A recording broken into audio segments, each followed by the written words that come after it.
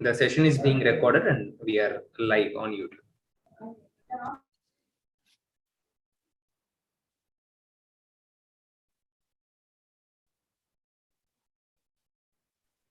Welcome, Dr. Prasanna. Welcome. Thank you, Professor David. Thank you.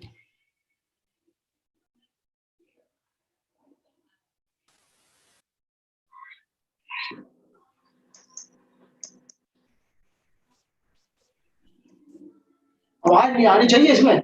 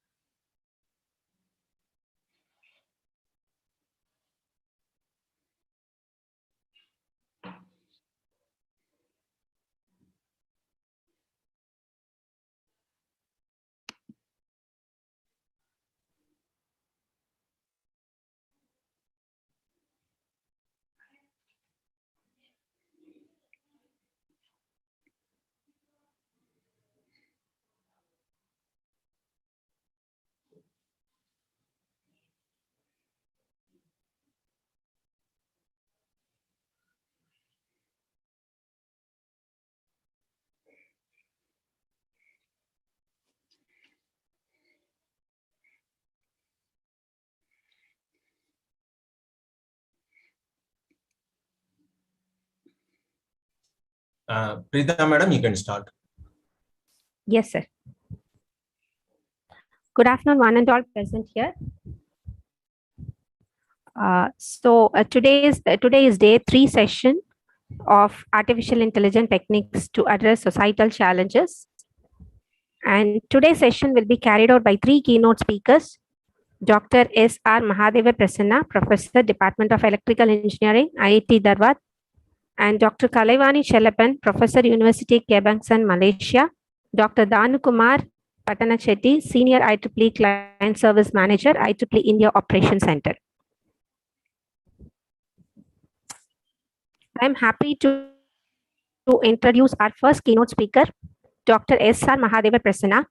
He is Dean, Faculty Welfare, Research and Development, and Professor of Department of Electrical Engineering at IIT Dharwad since July 2017.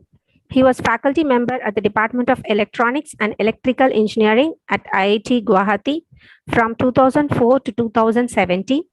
He was also Dean R&D from 2015 to 2017 at IIT Guwahati. He obtained his PhD in CSE from IIT Madras in 2004, MTech in Industrial Electronics from NITK Surathkal in 1997, and BE in Electronics from SSIT Tumakuru in 1994. He has guided 21 PhD theses and 11 ongoing in the areas of speech and handwriting processing. He has published over 250 research articles in reputed Indian and international journals and conferences.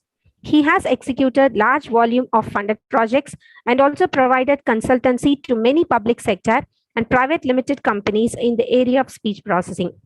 We are indeed fortunate to have you, sir, for this day 3 session of our event. Thank you very much, Preeti.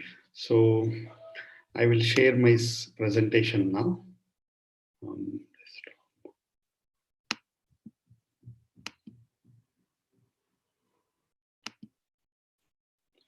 Is my presentation visible? Yes, sir. Yes, sir. Yeah. So I have gone to the full screen mode. Is it okay? Is it visible better? Preeti? Sir, it is full screen mode, sir. Yeah, full screen mode. Thank you. So good afternoon, everybody. Thank you, Dr. Devraj and the entire team for giving me this opportunity to be with all of you. The title of the presentation is Speech Processing for Healthcare, Artificial Intelligence Perspective. Essentially, the speech processing area is there for several decades, and a lot of research and developmental activities are taking place since then. However, in the last 1 decade, there is a paradigm shift in terms of the performance achieved by many of the speech technologies, the two which are prominent, one from human-computer interaction point of view. This can be attributed to the developments of artificial intelligence. So, in this current wave of artificial intelligence, because this term came earlier also, this is primarily attributed to the developments in the deep learning field. So, with this use of deep learning in the area of speech processing, there are several speech technologies which are giving very good performance, which are comparable to human level performance. As a result of that, we are seeing many commercial applications of speech technologies like speech recognition system, speech synthesis, person authentication, and many more. So, since these technologies are providing significantly improved performance, they can be indeed used in many application areas. And one of the most preferred one will be the healthcare area. So in that direction, I will present some of the thoughts in this direction, how the developments in the speech processing due to artificial intelligence can indeed be exploited in the healthcare domain. These are some of the references which I have used for the speech processing area, and some for machine learning, which essentially includes deep learning, which is the main core of artificial intelligence in this current scenario. And some articles which people have shown how speech processing can be used in pathological speech processing. Then the organization of my presentation is as follows.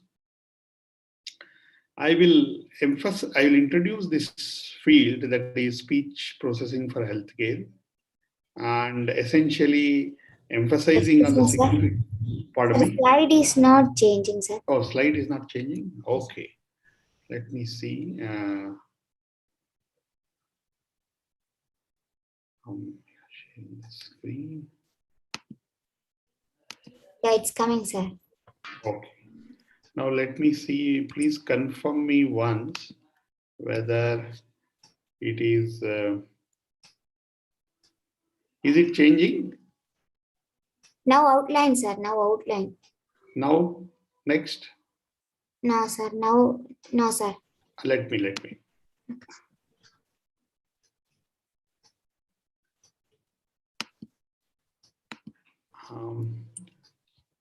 Is it changing now? No, sir. The same slide only, sir. Sir, if you are doing screen sharing, make sure you are doing entire screen sharing, sir. Pardon me? No, sir, you can do screen mirroring, sir. Like once you click on screen sharing, you will get an option called as complete screen sharing. Yes, sir. Click on that, sir. Share screening. It is opening many. Yes, sir. Share computer sound, optimize screen value, share with this one. Sir, in that you can see like entire screen option. Desktop. Advanced portion, music, content, basic, file. No, sir, click on screen, sir. Screen. Screen, whiteboard, iPhone, iPad. There will be three options there. Click on screen, sir. Click on screen, sir. Click on screen. Screen. Is it okay now? Yeah, yes, sir. Now you can just change the slides. Yes, sir. Now it's changing, sir. It's Changing, perfect, no? sir. Yes, sir. It's Okay, perfect. thank you. Thank you, sir. Yes, sir. So I'll introduce with emphasizing on the significance of speech for health. I'll briefly mention about our field of artificial intelligence, specifically the developments in machine learning and deep learning. Then I will also highlight on one important direction of work in deep learning, what we call representation learning. Then I will briefly explain about speech processing using deep learning, and also how some of the healthcare tasks can be done using speech processing. So with that, I'll conclude my presentation. The first part is why speech-based diagnosis is preferred. The first thing is it's a non-invasive approach for diagnosis. That means to say, you have the speech sensors, which are nothing but the microphones, which are placed in all our devices like smartphones, smart wearables. Okay. So since the sensors are embedded into these handheld devices, which we use it for communication purpose or other monitoring purpose, we don't have to invest anything. And also they are there as a part of wearables, which is not an invasive thing. So accordingly, it can be used easily without any non-invasive procedure for diagnosing or recording the information from the human subjects, and which can be collected at a central place and tried to be monitored. Or if you have a system to monitor on the smartphone itself, that can be done. Second thing is, we can go for a passive monitoring when we are doing speech-based diagnostics. That means to say, I don't have to specifically be aware and give the data for the processing diagnosis. It can just do a background monitoring, as long as whenever you are speaking for any of your purposes, it can record the speech data, and then that can be monitored continuously in a passive manner. So that is what. And here, suppose when I get any of the parameters, objective parameters estimated from the speech signal, these are automated way of giving the indication, which are not biased by any of the subjective opinion. So that these are some of the points which will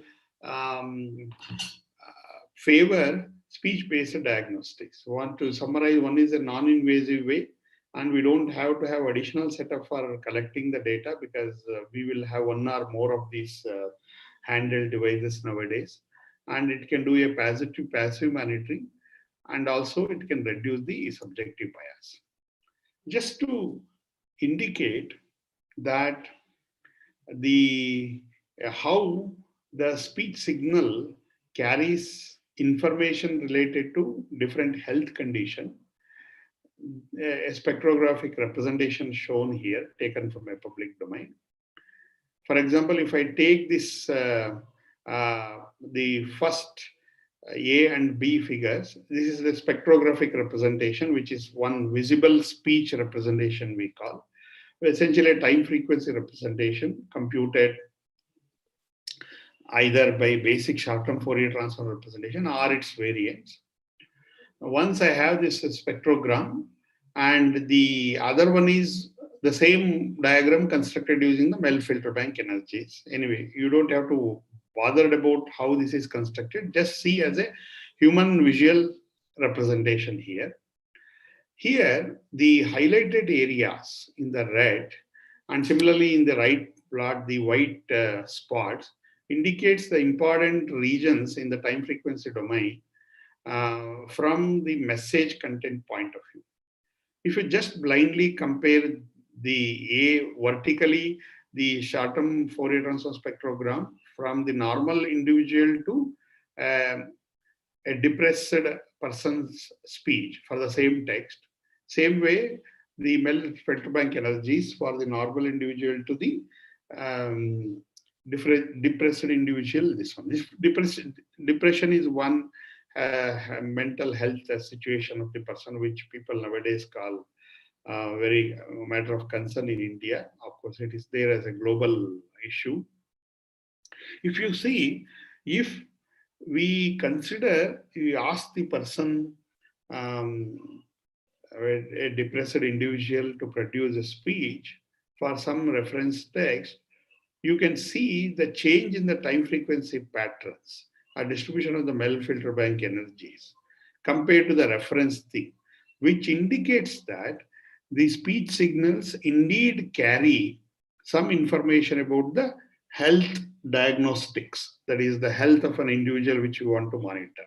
Suppose in this case, for the depression purpose, if I remotely record the speech of the person by engaging him or whatever the way, you can easily make out the visible changes that are coming out in the speech signal, which can be extracted and models can be built using artificial intelligence approach, that is deep learning, machine learning or deep learning. So as a result of that, we will be able to assess the situation with reference to that particular health condition. So this is one slide which indicates really the potential of speech processing for healthcare. So one of the potential direction in which we can employ this artificial intelligence for diagnosis is, since the speech data consumes significantly less data rate compared to video or image, we can use this. You can record the speech data remotely, and we can screen at-risk individuals before they access the healthcare system. So that is one direction, and the screening can happen automatically by AI-based technologies. Then it is not a replacement for the clinician or doctor's assessment. It is only to complement, because if you consider a mental health situation, the clinician or counselor or a psychiatrist or a doctor can only have sessions with the subjects for some time and give them enough time to go back and follow the test procedures or what we call suggested approaches, practice at home, keep monitoring by themselves and come back for the next session. But what happens is, once they leave the clinic and till they come back to the next round of consultation, the clinician, doctor, psychiatrist, counselor, whoever is there, has to depend only on what the patient or the subject narrates him or her, what happened in between. Alternatively, with the help of the speech data, we can continuously, in a passive manner, record the speech data from the subject, of course, by taking consent from the subject. And again, none of these clinicians, all those things need not to involve in recording the data. It can be done automated way. Also, the assessment and alerting also can be done in an automated way by an AI-based system. Once the AI-based system gives an alert in terms of the parameters which are extracted and tested from the speech-based diagnostic system crosses the threshold, it will alert the clinician or somebody to intervene and see what steps to be taken for the patient or the subject. So in that way, it can be a very useful technology for monitoring the subjects. One case I introduced by showing the speech spectrographic representation for the case of depression, that it have some indicators in the recorded speech signal. But naturally the question comes whether is it universal? That means to say, is for all the different health situations, the speech signal, nature of the speech signal will vary. So accordingly, can we use it for a health diagnosis? So for that, just to mention that point, yes, it is indeed the case. Because if you take a speech signal, which is generated from a human body, as a process of coordination between the cognitive system and the physiological health, physiological parts of the body.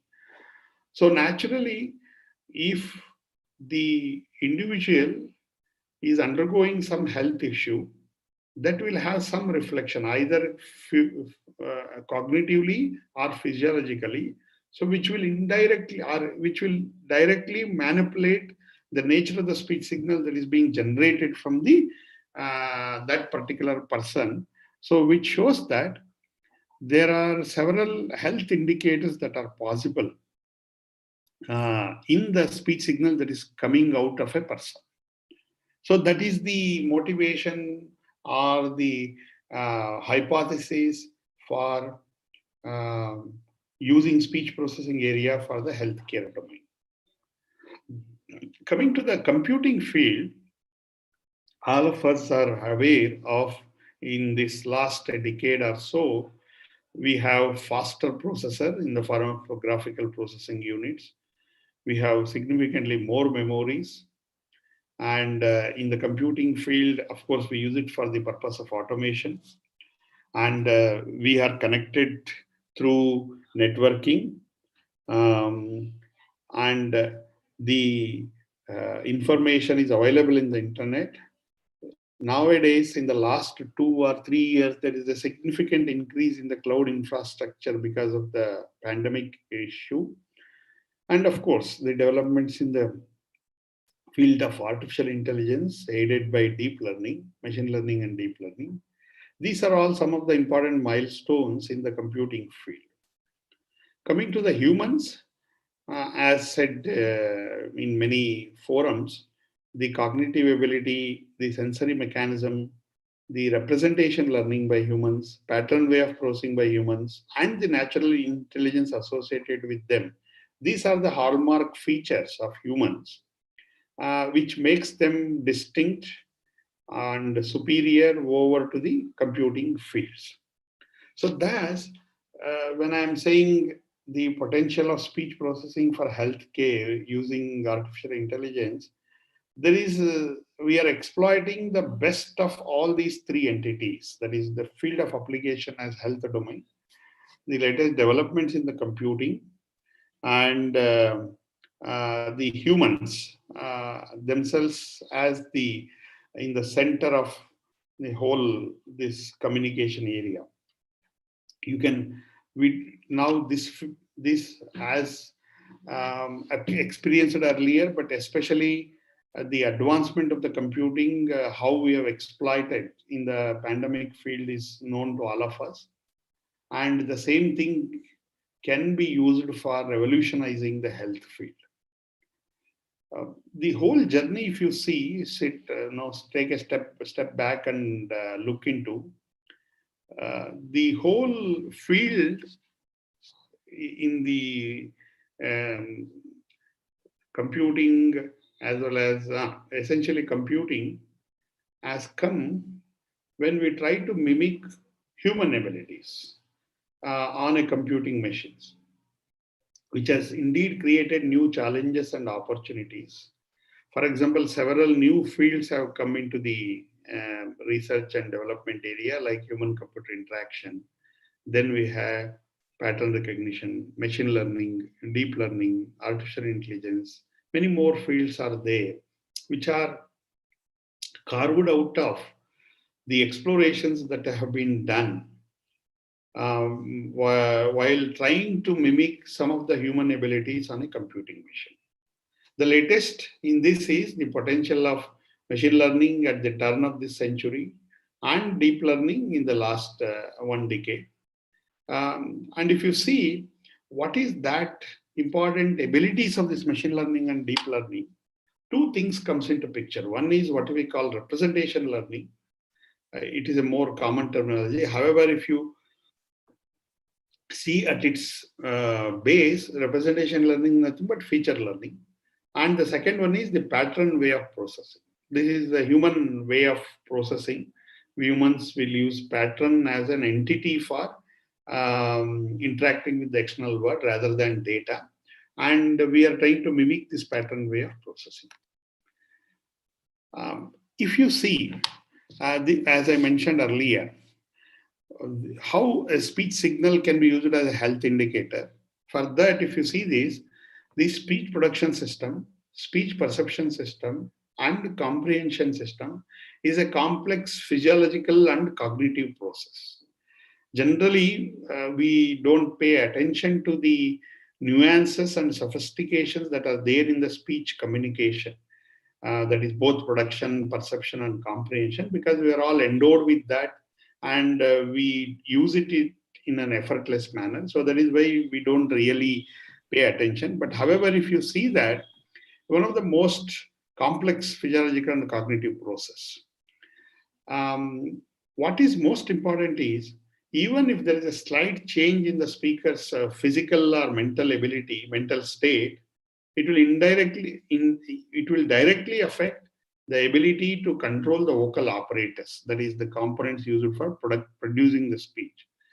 Such changes in the control of vocal apparatus will in turn change the acoustic properties of the resulting speech. The acoustic signal evidences in the resulting speech.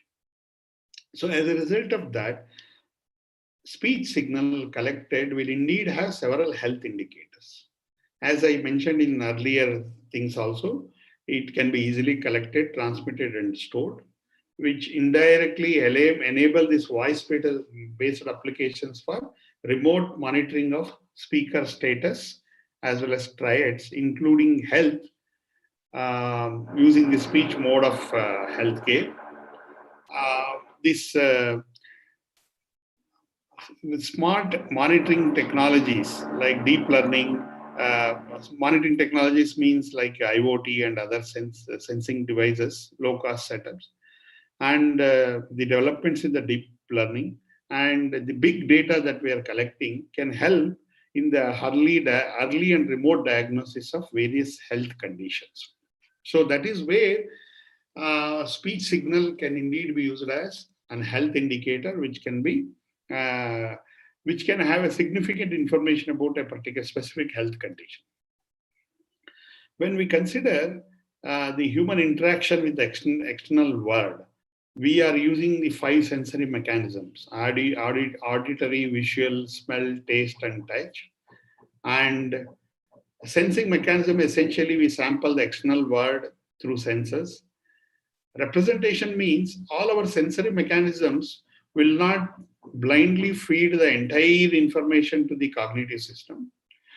They will extract some distinctive information generated out of that, which is sufficient to either recognize the pattern or discriminate the pattern, and it will pass on such information to the brain via sensory pathways, and those are called as representations. For example, if I consider speech, our ears will listen to the speech signal, and a bioevocal potential is put onto the auditory nerve. The bioevocal potential is not always, it is just one-to-one conversion of the speech signal. Only discriminative information, important entities are sensed by the ear and then put as bioacute potential to the auditor nerve, which can be decoded at the center of learning, that is human brain. Then particular comprehension is done. Another important part is when I go for humans, it's a pattern way of processing. Human brain processes everything as pattern, which is pattern means we need to distinguish, because why I'm emphasizing on the word pattern is when I say field of computing, at its as per this architecture, it only can process data, whereas humans process everything as pattern. So we need to develop this pattern way of processing ability to the computing field. That is where the field of pattern recognition, later machine learning, and recently deep learning, all of them are essentially focusing on this pattern way of processing, except for deep learning, where it also focuses on representation. And coming to the cognitive ability of humans, we do this cognitive processing. It can be either centralized or decentralized or selective attention. Now, when I say the diagnosis and treatment part in the healthcare, it is mostly based on experiences by the medical expert, which is subjective by the human experts. Earlier in the previous generation, where there are not many test and measurement equipments for different health conditions, it is purely depending on the subjective experience of the medical expert. Now, what happened is a lot of test and measurement equipment have come for the healthcare field. So mostly doctors will suggest a lot of test reports. And once the test reports comes, they will analyze the test reports manually and they will give a treatment suggestion. Now, with the recent developments in the field of artificial intelligence, that is machine learning and deep learning, there is a scope for automating some of these things. Just like we have earlier era where there was not much on test and measurement was not there. It is purely by the experience of the doctor. That is perfectly fine. Now, another vertical we are using in the last few decades, where test reports will aid the doctors to take a suitable decision for further treatment. Here, what happens is when the doctors or medical expert take the decision based on her experience plus the test report for that subject, together will decide on the course of action. Now we can have a third dimension where we have automated technologies using artificial intelligence, where not only the data from this individual, but we also have a case history of the same health issue by a large amount of data from several subjects spread across the region or the globe. All the data has been taken and already an AI model is trained from a data science perspective. Only thing is, for that I feed the data of this subject, and this subject then accordingly that data science or AI based system will give me some reports like the suggestions on where is on a graded scale, where is this particular subject is standing. That can be an additional test report which will augment by placing the condition of the current subject with reference to the other subjects' information which are already trained in the AI system, which can be a good additional information along with the test reports for the medical expert or the doctor to aid in treatment suggestion. It is to be emphasized at this point that it is never a replacement for a human expert. It is only an additional aid, like test reports nowadays being generated when several devices are set up. This AI-based system is also an additional aid for the doctor, where not only the information from this particular subject is used, but the information from a large population of subjects has been already fed into the system. We can compare with that and generate some reports with reference to that. Here, when I go for the speech production, which is a complex process, which is a complex cognitive and physiological process, this process will embed several biomarkers starting from cognitive to physiological. Means, suppose when I say I showed that spectrogram with reference to depression, that is a cognitive state. So that cognitive state information is also embedded into the speech signal.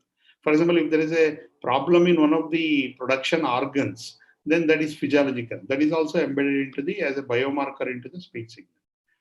So when you see the process of speech production, it is modeled as, which is called as vocalization, which is modeled as an independent source filter operation.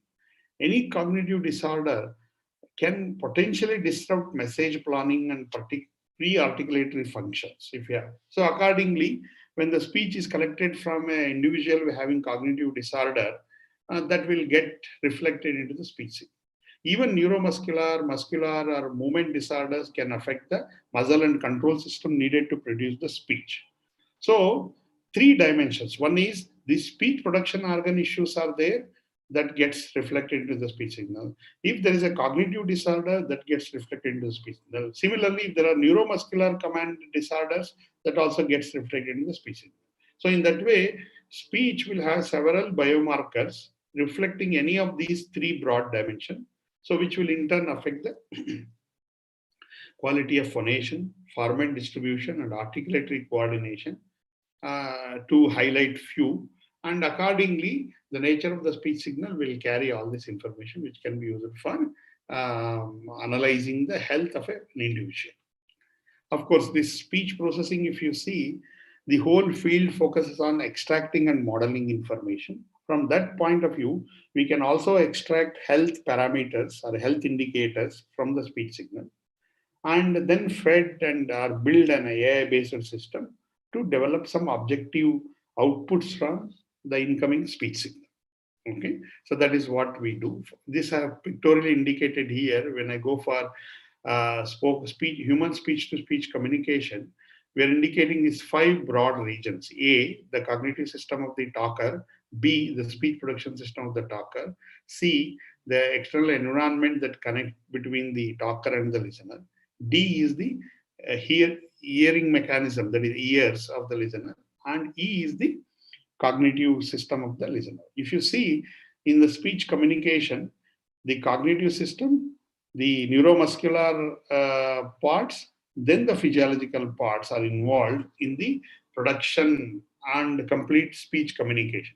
In this channel, any disorders are there, they will get reflected in the nature of the speech signal, which can be used for monitoring the health of an individual. This is a human speech communication. If you see how the journey takes place, it's in a cognitive, that is linguistic level is at a cognitive system. Then it becomes physiological when it comes to the production thing. Then when it comes to the external world, it's an acoustic level. Then finally, again, it gets converted into physiological level in the human ear. And then it becomes a linguistic level when it goes to the cognitive. So at all these levels, in this path, if there is any malfunctioning, that gets reflected into the speech. So accordingly, which can be used for example, there is an extensive study on acoustic feature extraction for acoustic modeling, where researchers have studied how the speech production takes place. There are organs which are present here, the various organs which participate in the speech production organ. As the air passes out of the speech production system, any of these organs, if there are a healthy individual, then there is no problem. But if there is any issues due to cognitive, neuromuscular, or the physiological health condition of these articulators, the nature of the speech signal that gets generated will be different. Accordingly, they indicate the health condition. Accordingly, several models have been developed. This is one of the successful model for acoustic feature extractor for acoustic modeling, which we call 2-state speech production model.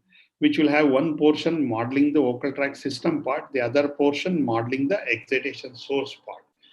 Here, essentially, we extract the parameters representing the system as well as the source. Accordingly, if is a healthy individual, these parameters will be in certain range. Whereas for a subject having some health issues, these parameters will vary. So accordingly, these parameters can be used for building an AI system to monitor the health condition of the production system. Similarly, when I come to the perception process, we have this human ear which funnels the speech signal from the external world and passes through this one. So now any malfunctioning here will reduce the intelligibility of the speech, or it may completely stop the speech being heard from by the listener. So in such situations, how do I handle the conditions? That is also a part of AI-based system we can do. Briefly about machine learning and deep learning. So we have different terminologies in the machine learning, like artificial intelligence, pattern recognition, machine learning, and deep learning. This, I'm sure many of the other sessions might have been covered this, but I just want to bring the distinctions. The field of artificial intelligence in the broader field of computing will essentially enable computers to perform intelligent tasks. Then the field of pattern recognition in the field of computing develops or proposes tools and techniques for recognizing patterns in the given data.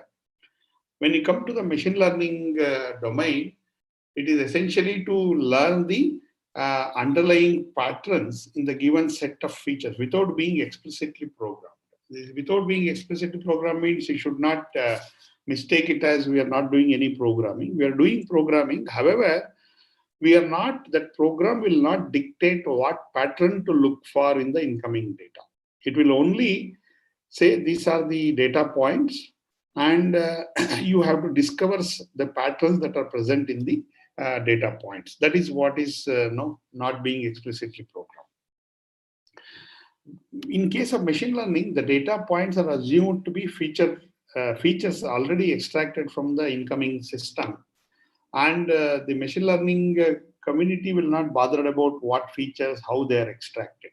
Whereas earlier in the pattern recognition domain, people were used to be very much paying attention to the feature extraction approach, which is signal processing essentially, which needs a lot of domain expertise. Now, by giving that freedom, we don't have to worry about the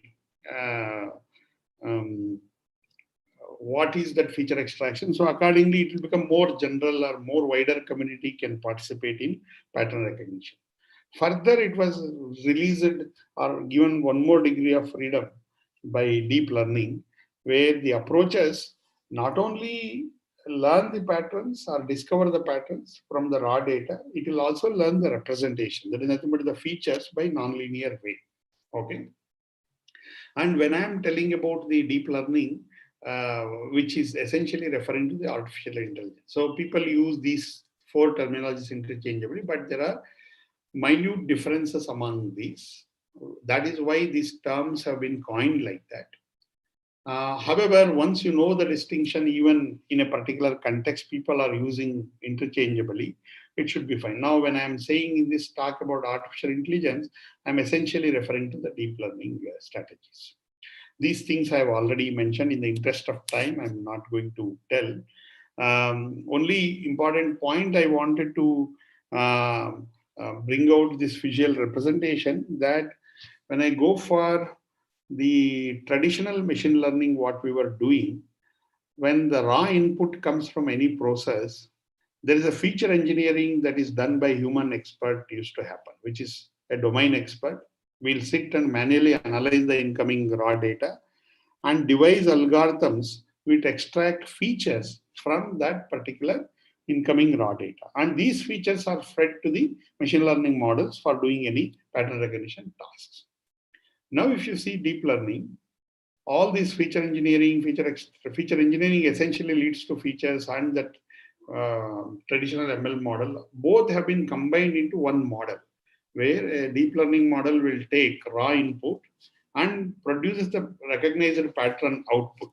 That means to say, in a deep learning model, First few layers in the deep learning model will discover the underlying representations present in the raw data, and then the later layers use these representations for discovering the patterns. So that is how the distinction comes in the case of deep learning compared to the.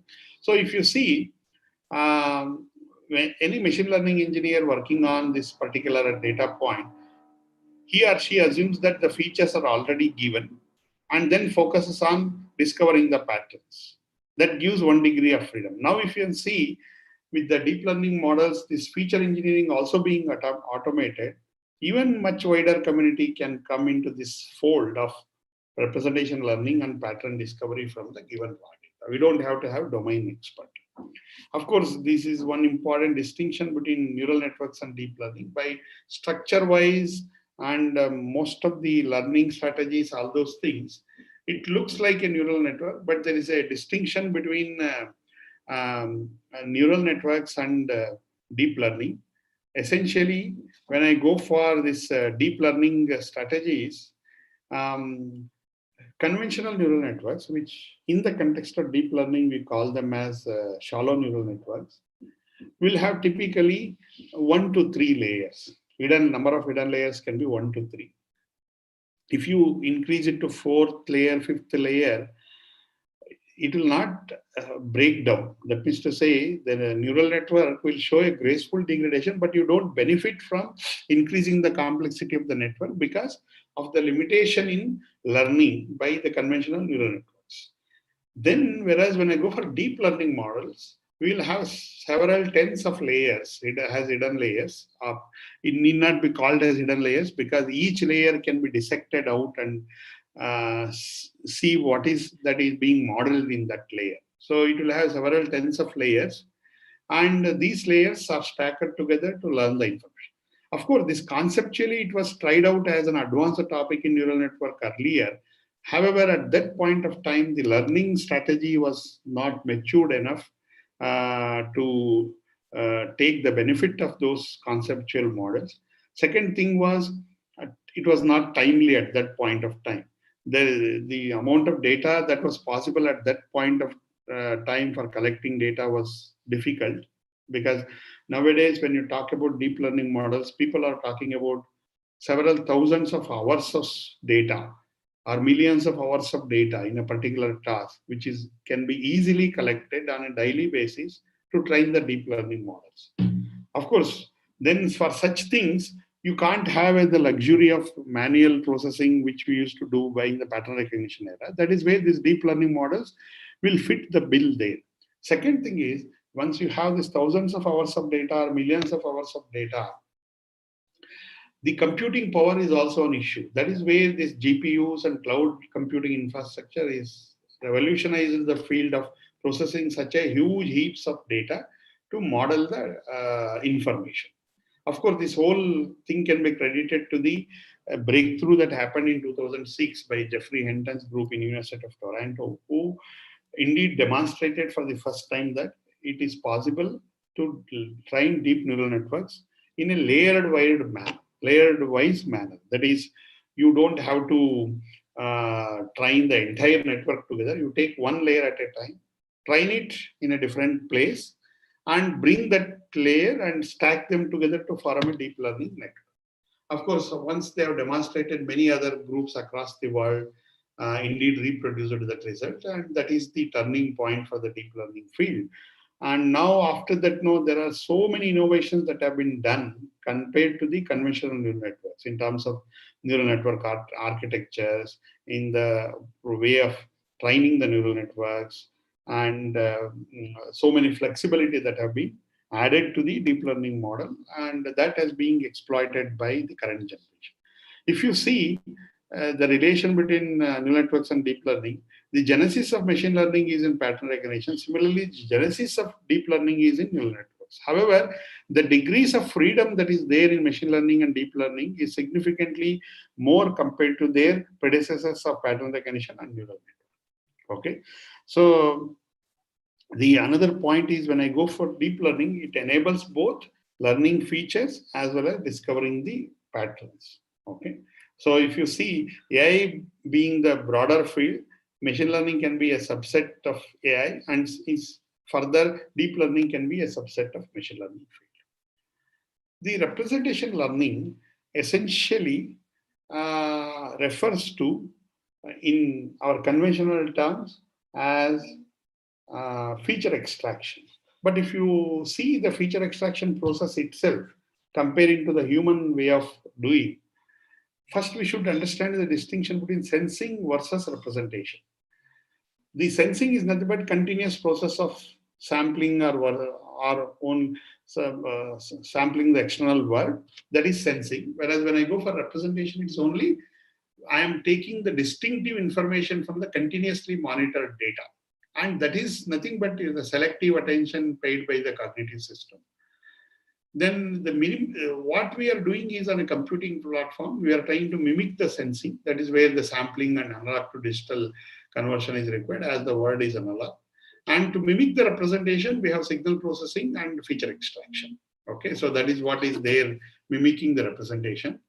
Then limitations is, when I am trying to do representation learning by the signal processing, it is guided by prefixed linear processing. What we require when we look into the human system works with the external world, the representation learning should have both nonlinear way of processing the incoming data as well as the selective sensing. In the current trends of deep learning, it is indeed possible to incorporate this nonlinear learning by what we call nonlinear representation learning using deep learning, because the nonlinear elements are the basic elements. This pattern versus data I have already distinguished. I will not go into much. So briefly telling about the representation learning in the speech domain, suppose if it's a recorded waveform, speech waveform as a function of time, it's a two-dimensional signal. From that, I can make a image-like structure for the speech, which we call spectrogram. Y-axis is frequency, x-axis is time, and these intensities represent presence of specific frequency component in the particular speech signal. As you just scan this one, even though you're not from the speech field, the fact that the dark bands are at different locations in the different places, which shows that the information or the sound unit information that is present in the given speech signal is also representing different sound units. So this is what is meant by raw data in most of the countries. Either you can use this waveform as a raw data, or you can use the spectrogram as a raw data as input to the deep learning models for representation learning. So that is what people have done in the representation learning. What they have done is, instead of a feature engineering by signal processing, you can expand the scope of feature learning so that it becomes easier for wider community to participate, and hence the use of artificial intelligence to extraction of features, which we call it as representation. The term representation learning, even though it is new, which essentially says that from the given raw data, how do I learn the features? The bits and pieces are already there in the earlier. For example, even PCA and LDA can process the raw data and get some principal components, which is nothing but a sort of representation. Even in the case of speech, earlier shallow neural network itself, they used for learning the features from the neural network. For example, there's a tandem feature which the output of the neural input is speech features like mel frequency capsular coefficient. Output is a neural network model is the output from the neural network model is introduced as a feature for example, speech recognition task, which has been shown that which are successful enough and different enough compared to the standard signal. Even there's a temporal processing which is being done. That is also exploits the concept of representation learning, which they did not tell at that point of time, but which is equivalent of that in the earlier era. Like this neural network, you can do that. And now people are talking about in the deep learning domain using spectrogram as input and process using the neural networks, deep neural networks like convolution neural networks and those things. We use different spectrographic representations can be used for as a input raw data for the deep learning model. And you can use either supervised deep learning using deep neural networks or recurrent neural networks, long short-term memory, gated recurrent neural networks, or a combination of them. to do supervised deep learning for representation. Similarly, unsupervised deep learning like autoencoder, restricted Boltzmann machine, deep belief network, variational autoencoders, generative adversarial networks, any of these can be exploited for the unsupervised deep learning. If you see the deep representation learning, earlier I was explaining about automatic feature learning. We can use it for many tasks like dimensionality reduction, data noising, clustering structure, and so on. All of these things can be coming under what is called representation learning. Now, if you see in this context of current context, what is this deep learning based expert system? Or if you want to extend it to be an AI based system, this can be exploited as a deep learning based expert system. It will derive the representation, discovers the pattern, which we call it as an end-to-end system, which can be like a human expert is there. Deep learning based on an expert system is also there. Give the raw data, it gives some information, which can be used by the human expert for doing the analysis. Of course, when I come to the speech processing, we can distinctly see the paradigm shift between deep learning versus earlier. Now it has become more data driven. You don't require much domain knowledge. From domain, it has become domain agnostic. Software, hardware requirements also, we have open source toolkits, GPU infrastructure. All these can be exploited for building very robust AI technologies. Earlier, we used to use this traditional technique like clustering, dynamic time warping, Gaussian mixture model, hidden Markov model, neural network support vector machines for speech processing area. It is all being now replaced by deep feed-forward network, which you call the deep neural network, deep belief networks, auto encoders, generative adversarial network, convolutional neural networks, time relay neural networks, recurrent neural network, long short-term transfer, like these many deep learning networks. Just to give an indication how the performance improvement has happened. In speech recognition system, the word error rate used to be around 15%. Now it is less than 3%. Similar speaker recognition, it was 7.5%, is less than 4%. Similarly, go for speech synthesis. Human natural speech itself gives around 4.25. Even deep learning based systems are giving 4.21. These are three important technologies which are being exploited in the speech processing field, which that significant improvement in their performance in terms of reduction in the error or better score indicates that they are commercially viable technologies which can be used as a replacement for human subjects. So this has created many applications. For example, when I come for healthcare, I can use speech recognition now for creating spoken health records, which can be automatically subjected for medical transcription. Okay, and even I can use speech recognition for the discovering of the pathological cases. Similarly, speech synthesis for healthcare, I can use it as a very good human virtual digital assistant for telemedicine purpose. And also, we can, if somebody has a production problem, I can indeed inbuild or give an aid, speech synthesis aid for the pathological case. We can use speaker recognition for healthcare because if I want to access my health record remotely over a telecommunication channel, I can first authenticate so that only I can access my health records. For example, sleepiness detection can be done by using the speech signal. Speech is affected by the fatigue, and the fatigue indirectly leads to reduction in the efficiency, motivation, performance, and increase in error.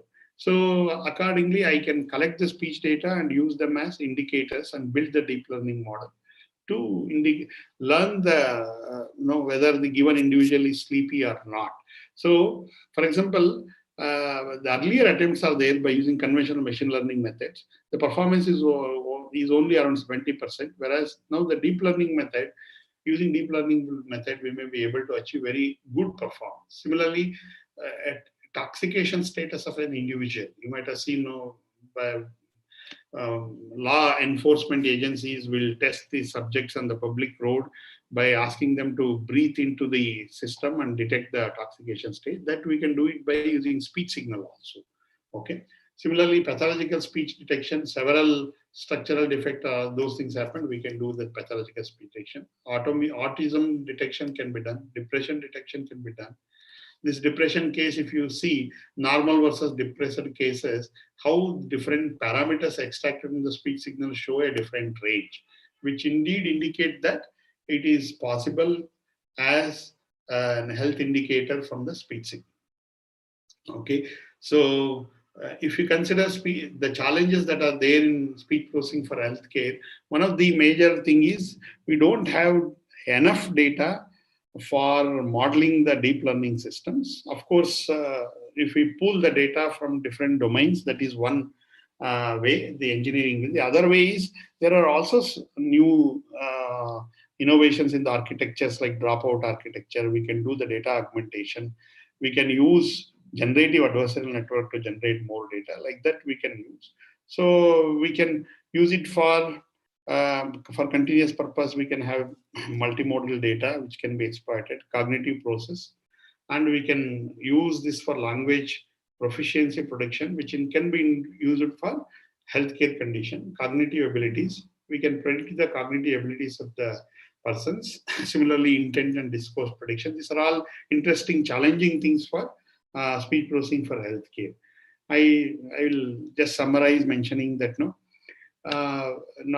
the field of artificial intelligence has ventured into different fields of science and engineering. We have made a long journey from pattern recognition to the latest trend in deep learning. Now the deep learning has resulted in several speech technologies which provide human level performance. We can indeed exploit this development to add a significant value for the health informatics area. So with that, I'll stop here. I'll be very happy to take any questions. Thank you very much for the patient hearing. I'll be very happy to take any questions. Thank you, sir. Thank you for the interesting session. We have some queries in the chat box, sir. Okay. Shall I proceed, sir? Yeah, please proceed. Is it possible to get severity level of health in terms of illness?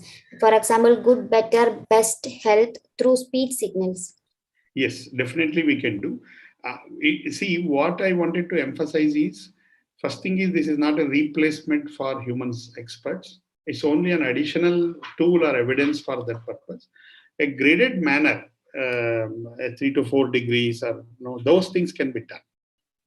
Okay, sir. Okay, sir. Yes. One more question is there, sir. Do the difference in spoken language have any effect on impact on the spectrogram based diagnosis? See, when the difference in the spoken language, essentially, I am assuming that it is one is the person accent issues. Of course, when we train the deep learning model, we will ensure that that effects are taken care, overcoming those effects. So in that way, it will have a minimal effect on any of these things. I don't think it's a serious issue nowadays. Okay, sir. Thank you, sir. Thank you very much for sharing your profound knowledge with us, sir. Thank you, sir. Now I request Dr. D. Devraj to felicitate Dr. S.R. Mahadeva Prasanna with an e-memento. Thank you, Dr. Prasanna, for a nice presentation on the topic of speech processing and speech technology for healthcare applications. So you have explained in detail how machine learning and deep learning can be used for speech processing. Apart from that, your explanation of how this automatic speech recognition can be used for health applications would have opened a door for the researchers to pursue further research on this direction. I strongly believe all the participants would have benefited a lot from this presentation. Thank you. Once again, my sincere thanks for spending your time on the Sunday afternoon. On behalf of the IEEE India Council, I would like to express my sincere thanks and to give you a memento to you on our behalf. Thank you, Dr. Prasanna. Thank you very much, Professor Devraj, and all the entire team. Thank you very much for this opportunity. Thank you.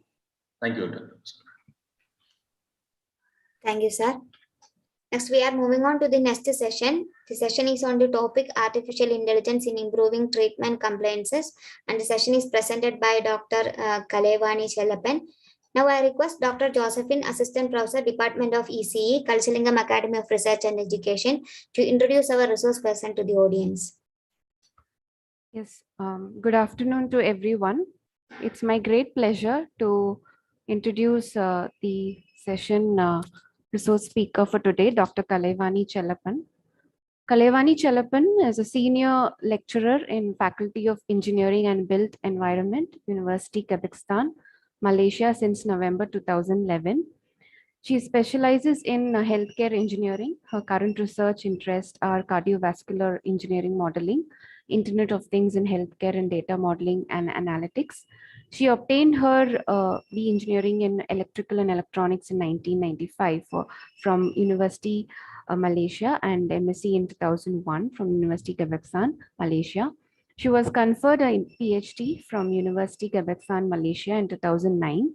Her working experience over 24 years includes engineering and education in both private and public sectors, a holistic knowledge in management, engineering technology, healthcare, and IT provides her the opportunity to be creative in supporting organizations to realize the modern empowerment science.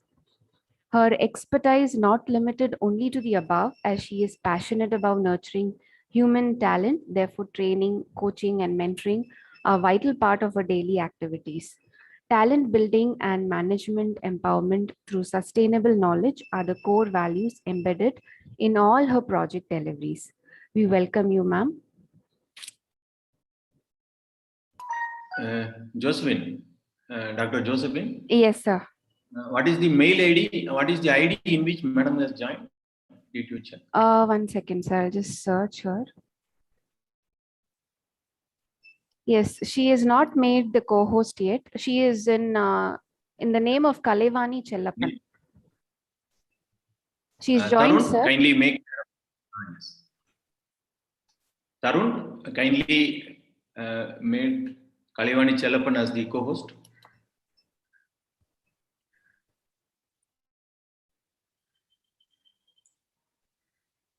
Yes.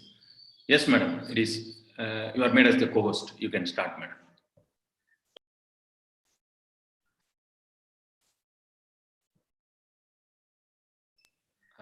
Madam, is that audible? Yes, I am. Yes. I can. Yes, welcome, madam.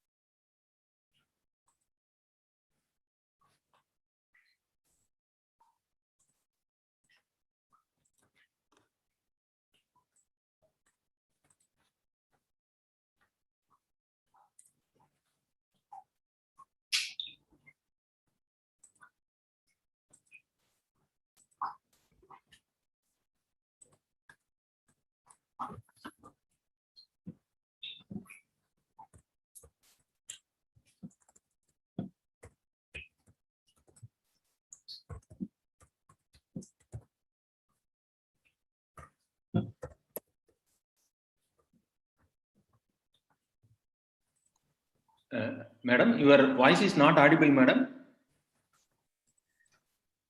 Can you hear me now? Yes, ma'am. Yes, madam. You are made as co-host. Now you can share. Okay, I will share.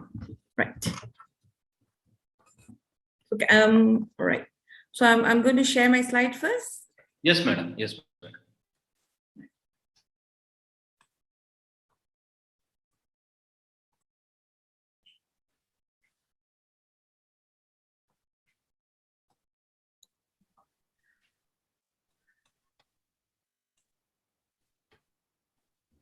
Yes, madam. You can start. Right. Okay. So thank you very much for the opportunity. I'm very delighted to share my lecture today in this event. And I hope this sharing will bring some insights in biomedical engineering and in a bigger perspective, also in the specifically in AI, how we look at AI in biomedical engineering, because lately we do see a lot of artificial intelligence and also very much into deep learning approaches in what we call it as in the medical or healthcare industry. So what actually made me to choose this topic for this evening is practically to bring some more specific or how do we look at the impact of us using artificial intelligence in improving in the healthcare sector by providing a real improvement in treatment or in the hospital environment to patients and so on. Because what we are really looking at this moment, there's lots and lots of publication has been introduced in the area of artificial intelligence and also deep learning, machine learning, how data can be classified, how can we detect certain diseases, or how can we use this to classify different type of complications and so on. But how applicable is this in the clinical environment? How a medical practitioner can use these results that we produce in the real life in healthcare sector? That is a question that we would like to address in this talk today. I would like to bring to you some insight, some sharing. How do we make these more realistic rather than just putting it on paper, publishing it, and how many of this research or outcome that we have identified and published is really applicable in the clinical environment. So that's what I'm going to share. So before I'm going deep into this sharing today, I'm also like to kind of give you a little bit of what I am really doing in terms of why I am sharing this today and what is my role in this research. Okay, I just introduced myself. I'm Kalivani Chalapan. I'm a doctorate in biomedical engineering with a background, first degree in electrical electronics, majored in computer engineering, maybe about 26, 27 years ago. And then I have a master's in computer science with artificial intelligence specialization. That is also about 20 years ago. And I've been in this field now about 19 years, researching in biomedical engineering, specifically in cardiovascular engineering. I'm very much focused in medical problems or clinical problems in cardiovascular engineering perspective, where I looking into cardiovascular risk factors and the disease, example like hypertension, lipid, and diabetes, which leads to stroke and heart attack. And we are working at the end-to-end. We look at pre-screening, from the screening, and then diagnosis, treatment, and post-treatment, and also post-treatment monitoring. So this is the entire scope that we work in. And when we say we work in cardiovascular, CVD, non-communicable disease, and we look in how do we bring technology into this. So our focus here is to get the what we call it engineering and also computing technology to be embedded. This is where we said we are actually practicing healthcare engineering and technology into cardiovascular disease management process. So that has brought us again into another big challenge, which is how can we improve treatment? When we say we are improving treatment, or we are doing pre-screening, we are doing diagnosis more effectively, we are doing monitoring more effectively, what really means in this? We have been doing this for the last 19 years. We keep saying that our technology actually can improve, can bring some insight to the clinicians. Clinicians can use our application, but we were like wondering, how do I really prove ourselves, saying that yes, our technology and our findings, our what we call it, our patents and our IPs can improve the treatment in the hospital. So that's where we actually looked at treatment compliance. Yes, so when we talk about treatment compliance and very much focused today on artificial intelligence, how this actually can be applicable. So this, I'm moving with my first, what is really compliance? Yeah, when we say definition of treatment compliance, we are looking at patient compliance describes the degree to which a patient correctly follow medical advice. So that's always, you know, because in human being, when we deal, a doctor deal with a patient, it is a human-human interaction. So how do we really ensure or saying the degree to which a patient correctly follow the medical advice? So now I believe that's lots and lots of things can be done using the technology, especially when the mobile has come into a play, smartphones being a great gadget that everybody carries. So with this, when AI is embedded, we look at a big potential. So the next is when we go a little bit more and saying that, okay, yes, patient is correctly follows the medical advice. Most commonly, it refers to medication or drug compliance, but it can also apply to other situations such as medical device use, self-care, self-directed exercise, or therapy sessions.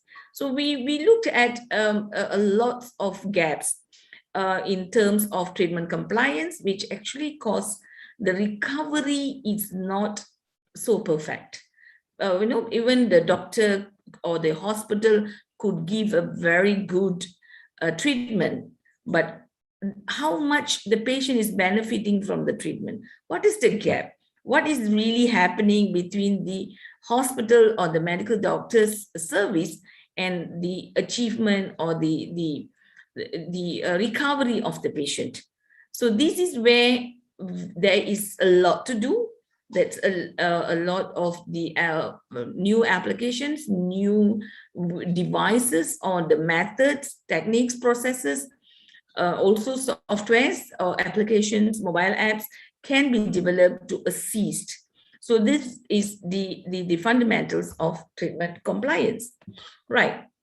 When we talk about, I think I don't need to define AI, but then I was thinking, okay, let's bring a little insight here. What is really, when we talk about artificial intelligence, what we really mean, because AI is huge. Yeah? I'm first introduced to AI in 1993 by a professor who came back from his PhD in UK, and he said, okay, a student at that time, I was a first degree student in third year, and said, okay, I'm going to introduce AI to all of you, you know, students who are in the third year in electrical electronics engineering. So that is the first time I heard about AI back in 1993. Since then, I'm very curious. I've been teaching AI since 1997 until now, and it's never end. You know, that's a lots and lots of things to explore. But anyway, in this perspective, I would like to define AI in our perspective today in more to healthcare and treatment compliance. When we talk about that, AI is the simulation of human intelligence processes by machines, especially computer systems. Yeah, that is the first thing. It's actually processes by the machine. So how the machine is going to simulate human intelligence. So we need to actually prepare the machine with human intelligence. So that is the biggest task here.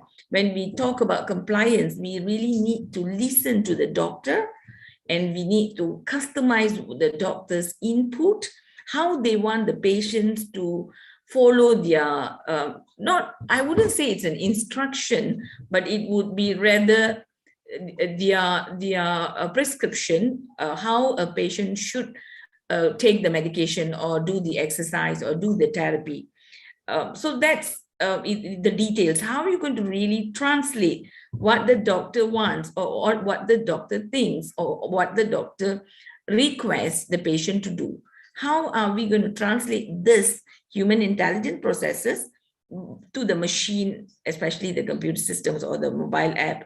Today we are looking at, it may be translated into a device assisted by a mobile app, or it's a mobile app itself. So specific applications of AI include, of course, the early days expert system. If you ask me, is expert system still valid? My answer is still valid. In many applications, we still can go for the expert system model. Natural language processing, speech recognition, and machine vision. There's many things. But when we look at how can this further related to healthcare, and also in the treatment compliance, the two real technique that we use now is deep learning and predictive analytics. So this is my favorite. I would always approach it on the deep learning route and also with predictive analytics.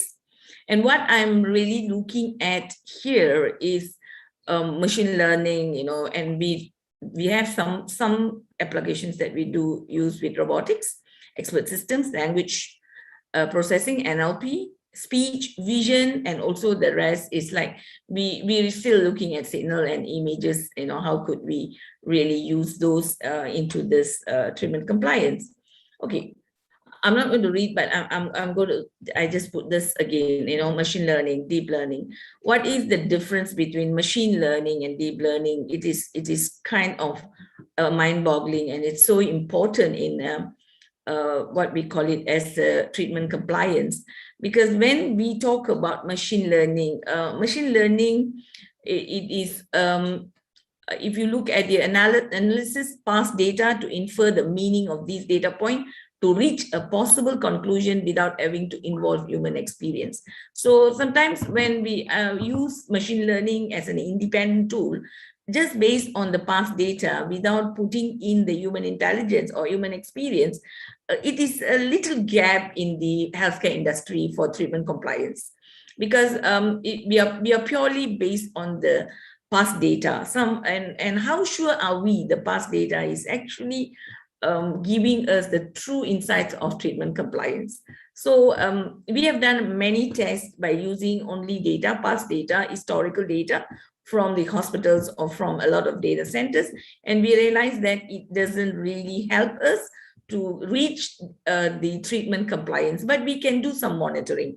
Some basic monitoring can be done, but the accuracy in the treatment compliance is not being achieved with this. So this automation to reach the conclusion, evaluating data, saves human time and business, yes, but of course it make a better decision, but not to the level of the treatment compliance. Yeah. So when we move, deep learning is an ML technique, yes, but it teaches a machine to process inputs through layers. So in order to classify, infer, and predict an outcome. So when we use deep learning, this is where we have a chance to actually embed more layers, and those layers we can embed the human input, the doctor's requirement, and we can be selective. Yeah, it depends on the type of application, type of patients, and also type of treatment. We can be more selective and we have more flexibility when we use a deep learning approach here. So those are aspects that we are really looking at when we want to introduce artificial intelligence in healthcare. But what is the real need in healthcare? The real need here is treatment compliance. If I'm going to introduce AI in healthcare, I must make sure that certain impact in the AI, because it's going to add some cost. Yeah? how am I going to sustain? If it's going to add more cost to the healthcare, as it is, we know healthcare is already very expensive. By us introducing all this new technology, it is going to be more expensive. But how do I sustain this? How do I compensate this? So by me increasing the treatment compliance, maybe a patient who's supposed to be admitted for 1 month now can be only admitted for 2 weeks. After 2 weeks, they can go back. And because of the good compliance to the medication, they recover earlier. And these are things that we are really looking at by use, and how deep learning or can be used in this approach to monitor a patient and improve their treatment compliance, and at the same time reduce their hospitalization cost, their medication cost, and others. Even though now I have added some new gadget or new software, which is going to give a little more expensive treatment, but the duration of the treatment can be shortened. The medication expenses can be shortened. So this is how you're going to reverse and reorganize and make the entire healthcare system is more sustainable. Yeah, so this is, and also when we can actually introduce less drugs, less treatment time and all that, that gives a better ecosystem to the patient, trust to the patient, and the recovery period, it's more green approach, in the healthcare ecosystem. So this is how we can bring about change and increase the value in the healthcare industry, but at the same time give back to people in a more sustainable way. So that's going to be really interesting. So and also things like neural networks, natural language processing, computer vision, cognitive computing, all these, when we embed them in the different layers of deep learning and bringing in more values, which is going to help us to analyze things, analyze what is the gap for us to make the patient more compliant to the treatment. It's going to really give added value to the healthcare industry in their performance, right? You can stop me if you have any question to ask. Right. Role of artificial intelligence in compliance again. I want to, maybe what I explained here, it's a little too complex. So I want to bring it back and make it into a 3 category here. One is monitoring and gathering regulatory updates. We can focus on that if there's students who are interested to go. When I talk to my group of students back in Malaysia, many of them are not so keen to do research or embark career in patient-related biomedical engineering job market, because they said, if I wanted to do that, I would have been a doctor. I don't want to talk to patients. I don't want to see blood. I don't want to kind of go to the clinics environment, but I have interest in the healthcare industry. So students like that, they can choose to do monitoring and gathering on the regulatory updates, on the administrative of the hospital, on the data management, data science, how can we improve the, what we call it as compliance in healthcare among patients and the hospital healthcare environment.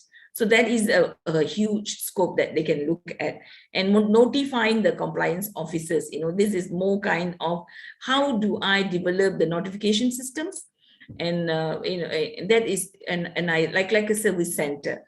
Today we see a lot of service centers like the banks, the telcos, or any other, even SAP and all of these people. Those industries, they have service centers, right? So it's time, I think, to also come to the healthcare where we have service centers, and this where the notifying compliance officers is going to be there. That's going to be a lot of systems to be developed for the healthcare industry service centers. So that is another area that we can really look at. How can I design an excellent notifying compliance officers? Here is not human, it's like more on a system, which has got, we can embed natural language processing and so on to come up with a system that can actually help an hospital to monitor their patients, tell them, oh, okay, this particular patient is at this place and he's supposed to take his medication, he's supposed to do his rehabilitation now. Has he done it? If he didn't update, the system will contact them and say, can you send your pictures of your rehab activity? So such things. And the last here is interpreting the regulations to provide actionable insights. So this is a more feedback and decision-making system where is, that again, you know, that's going to be a lot of data coming in when we have the monitoring and notifying system. So how do you actually use artificial intelligence to manage this huge data, to do an interpretation and regulation to provide actionable insight? So the hospital or the healthcare center keep getting updates. How can they improve their services to increase the compliance in their treatment? So this is how this whole thing can be binded together to improve the service in the healthcare industry. Right. Okay. So now let's look again, moving a little. Just now I spoke about the regulatory, at the administrative level, the service center and the decision making for the healthcare administration. But how do, now I'm bringing you back onto the treatment side. When we say about treatment, yes, we can put a lot of rules and regulation, conditions, actions to be taken and so on. But it's like how it really works, right? Healthcare options in treatment compliance. So when you look at this diagram here, behavior and attitudinal change. So what are the device or applications or mobile app or softwares which can help people to do a behavioral and attitudinal change? What can be introduced? I think that is very interesting research, if you know, at a level of undergraduate or even a master's or PhD, for us to come up with some support system. Because when we talk about behavioral and attitude change, this is very cultural based. If Europe has developed it or America has developed it, it may be very hard for Asian countries to adapt that system 100% because we have very different cultural and behavioral attitudinal values, you know. So such system need to be developed in each country, each community. They need to have a system which is more specific to their own community. So that's a lot to explore in this aspect. Next, we will look at time to diagnosis. Yeah, how long it takes to diagnose a disease now. So you may want to say diabetes is a big problem in many countries. So how long actually a patient, how long it takes for a patient to be diagnosed their diabetes? You know, it's not as simple as I go to the hospital or I did a blood test, my sugar is 7 or you are diabetes. No, it is not, because this is the first time I did my blood test and I don't know what I consumed the day before. I'm not very sure my sugar is 7, even it's a fasting blood sugar, but it is like just done for one time.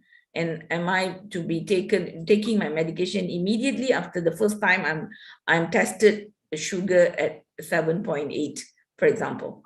So it is not. So we need to really study if one patient, how long it really takes for the patient to be diagnosed as a diabetes or diagnosed as an hypertension, diagnosed as a hypercholesterolemia, or even how long it takes for a patient to be diagnosed that they have heart problem. If they don't have a heart attack, but they have a weaker heart, they have some muscle issues, or they have some valve issues, how long it does really take?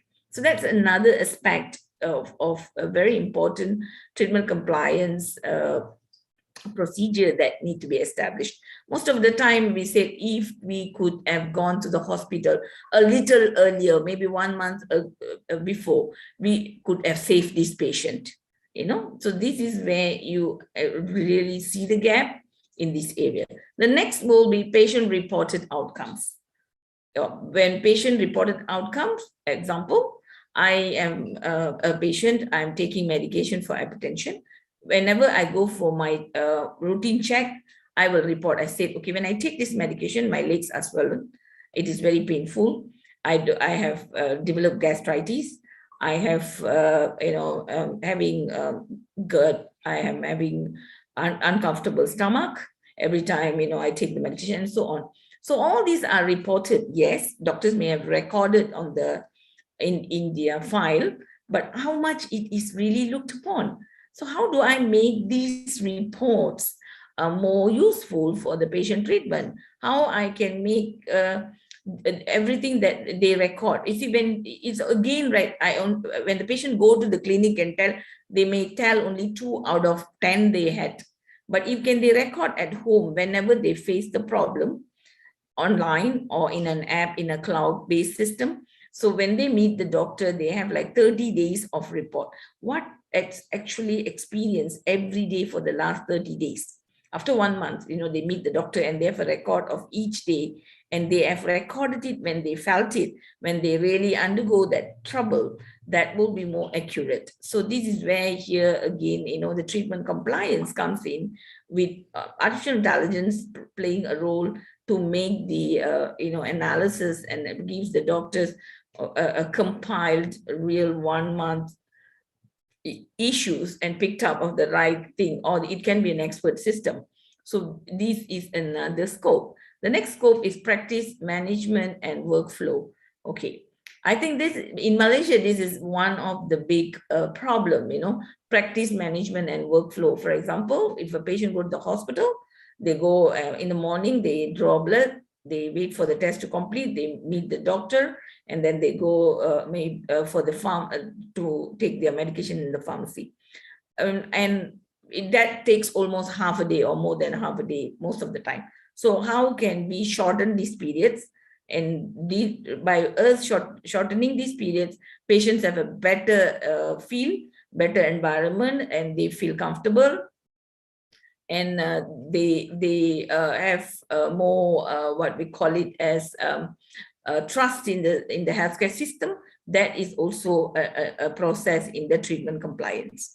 And then we're moving further to next is the care team coordination treatment. Care team coordination treatment always happen in the emergency department and also in the wards, where patients are hospitalized. So these are the areas that also we can look at how can we improve the healthcare options in treatment compliance. So this it has got a big scope in the healthcare, and how AI actually plays a role as a predictor and also as the classifier or clustering all this data into the needed options, right? So again, here I'm going to share. I've talked for about half an hour, and now I'm going to share some examples with you of the treatment compliance and AI assistive approach. So how do that works? One simple here, I have put a treatment compliance in rehabilitation. Yeah, when we talk about rehabilitation, the most important is how much the patient follow what has been prescribed to them by the doctor, right? So let's assume now we say we have a supervised exercise. That's 4 things that need to comply.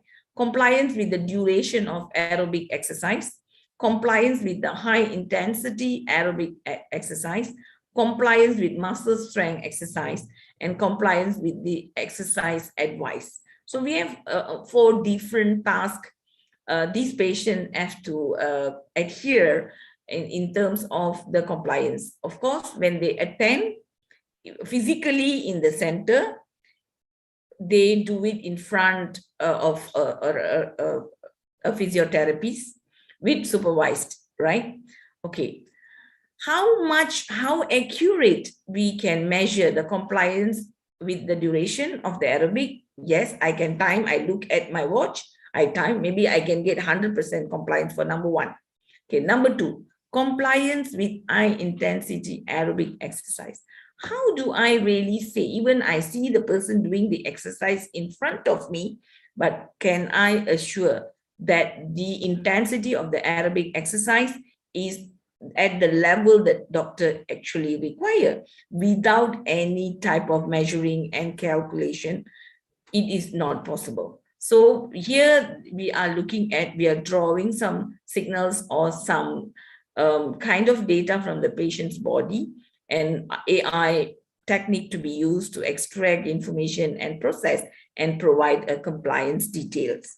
Okay, for the number 3, compliance with muscle strength exercise, it is the same. I can observe as a physiotherapy, I look at they are doing the exercise, but how much effort they really put in with the muscle strength to meet the compliance that the prescription is required. So again, here we have to sense it, we have to collect the data, we have to process the data, and we have to produce the compliance details. And the last one is also the compliance with the exercise advice. Yes, I can advise them. I said, I give the advice, do it this way, do it step 2, step 3, but do they bend to the level of 45 degrees? I said, please bend at 45 degrees. Are they going to really do it at 45 degrees? This is where the computer vision is going to play a big role under the AI component.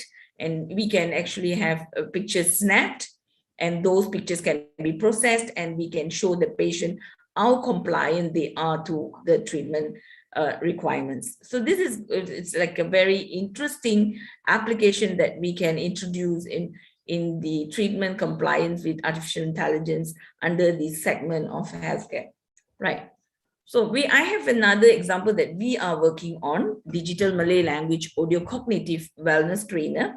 So this is specifically done in the Malay language to cater, like what I just mentioned earlier. We can have many systems, behavior, language, cultural, by the Western countries, but is it applicable in our own country, in our own community, where, like, for example, in cognitive and audio cognitive, it means I hear and I understand. It's the best when we can do it in our own language. Yeah, so that is very important to have people understand the language, because it's audio. I listen and then I need to understand.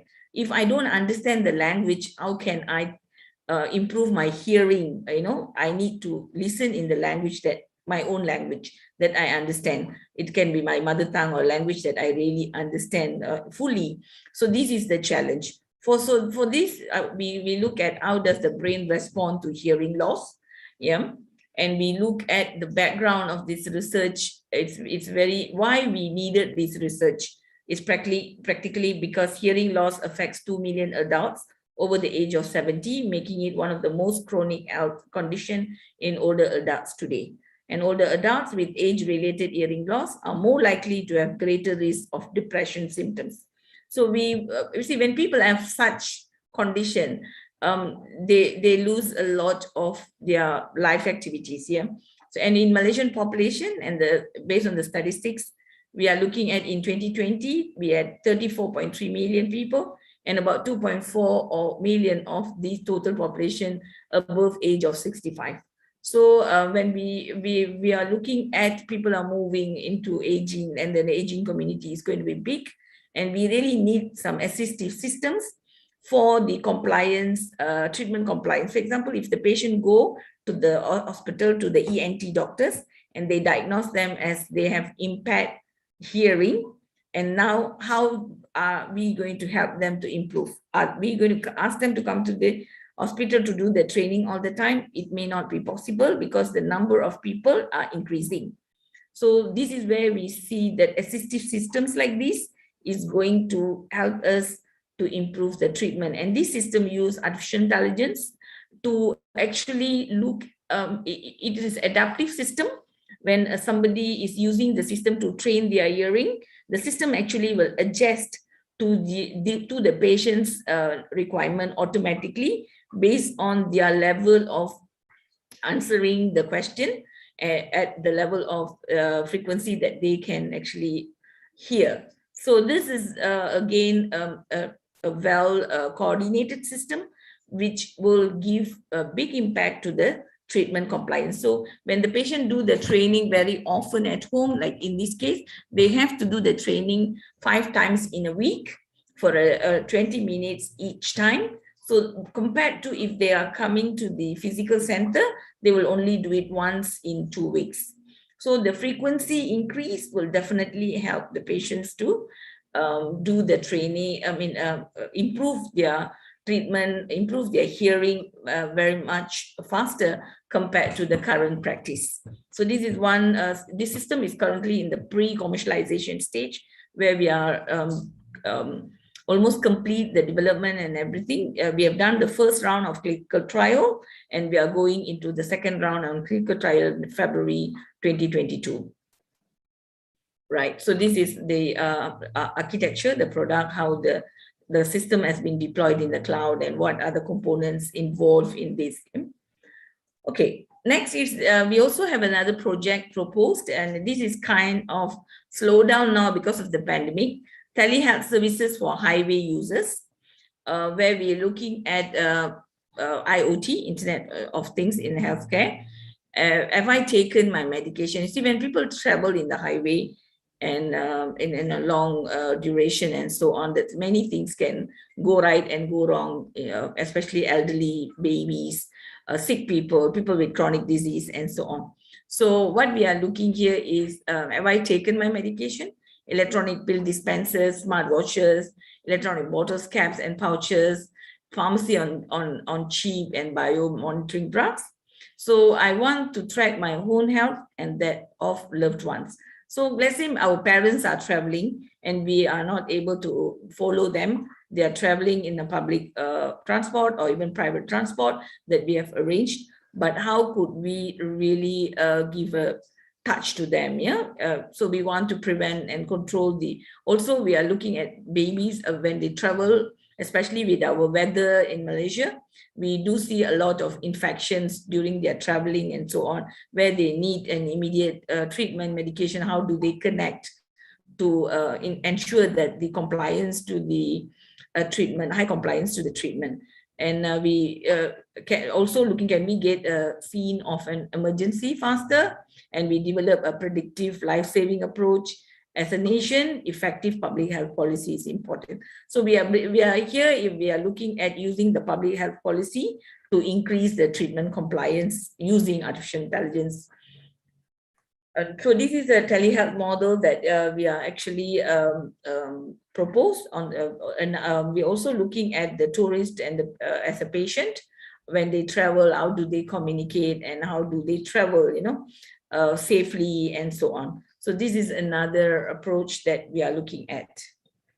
Okay, these are the type of services: traveling healthcare guidance for children, elderly, mHealth, rehabilitation, real-time mapping, the nearest medical devices, family mHealth system update, highway customer health monitoring, and the model that we are looking is the pay-per-use. If they want to travel, they can actually enroll and they can use it.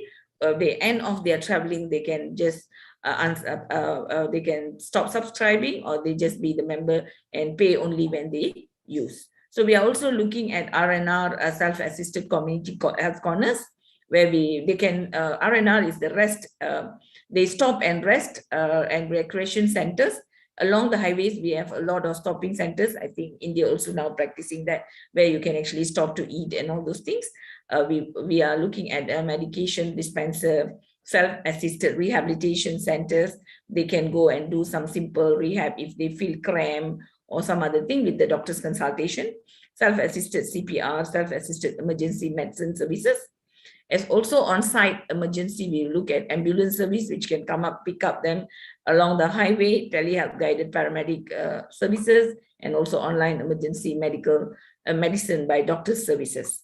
So those are all definitely needs an AI tool who actually can manage and provide the outcome, of actions of this type of services. Right. So the next, I think this is my last example here, home-based personalized finger grip rehabilitation monitoring for post-stroke patients. So this is again, how can we come up with a service that stroke patients don't need to come to the hospital to do the rehab again, because traveling is very costly. They need somebody to do it for them. That it's a multiple complication which actually reduce the treatment compliance to the patients. So our main thing is great assistant to patient. Device is able to assist. Then to the rehabilitation staff, they also can have multiple patients. They don't need to travel to the patient's home. We are looking at home-based exercise monitoring mechanism. And finally, the low-cost, wearable, and comfortable to use. So those are the things that we look at. And then we have the framework flow of the initial, how the rehab thing to be set up to comply to the treatment. That is very important. And how the framework flow on the rehabilitation process itself, how this process is going to be effective, and how it actually able to provide the information to the medical practitioners, to the physiotherapies, and also the patient's family. And in the whole process, how this whole thing going to be helping out on the treatment compliance. So we have tested this with a very simple Arduino earlier. Of course, now we have moved into the pre-commercialization also, and we are developing our own bot and the arm and all those things, which is the device is going to be assisting the patients to do their home-based finger grip exercise. Right. With that, I would like to thank all the audience, and I am happy to take up any question. Thank you. Thank you, madam. Participants, if you have any queries, you can post it in the chat box.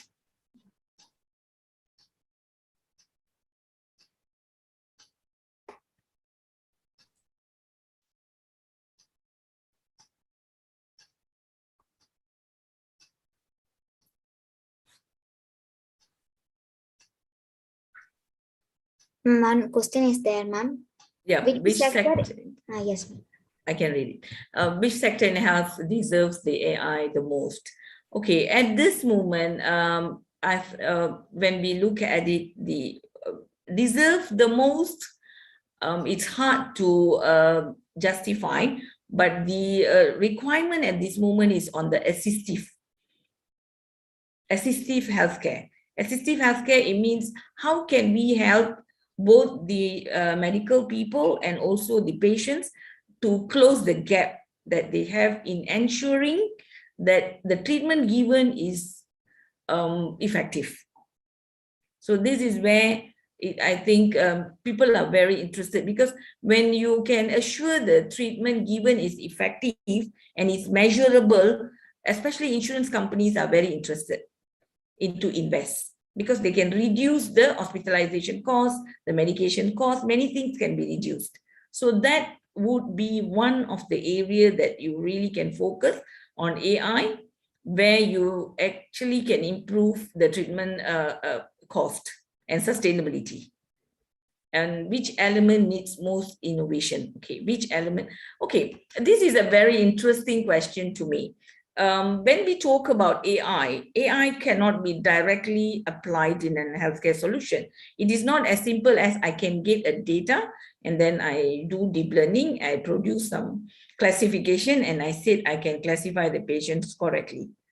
Is that really all, you know? So the element which is very important in the AI application in healthcare, it is the healthcare knowledge.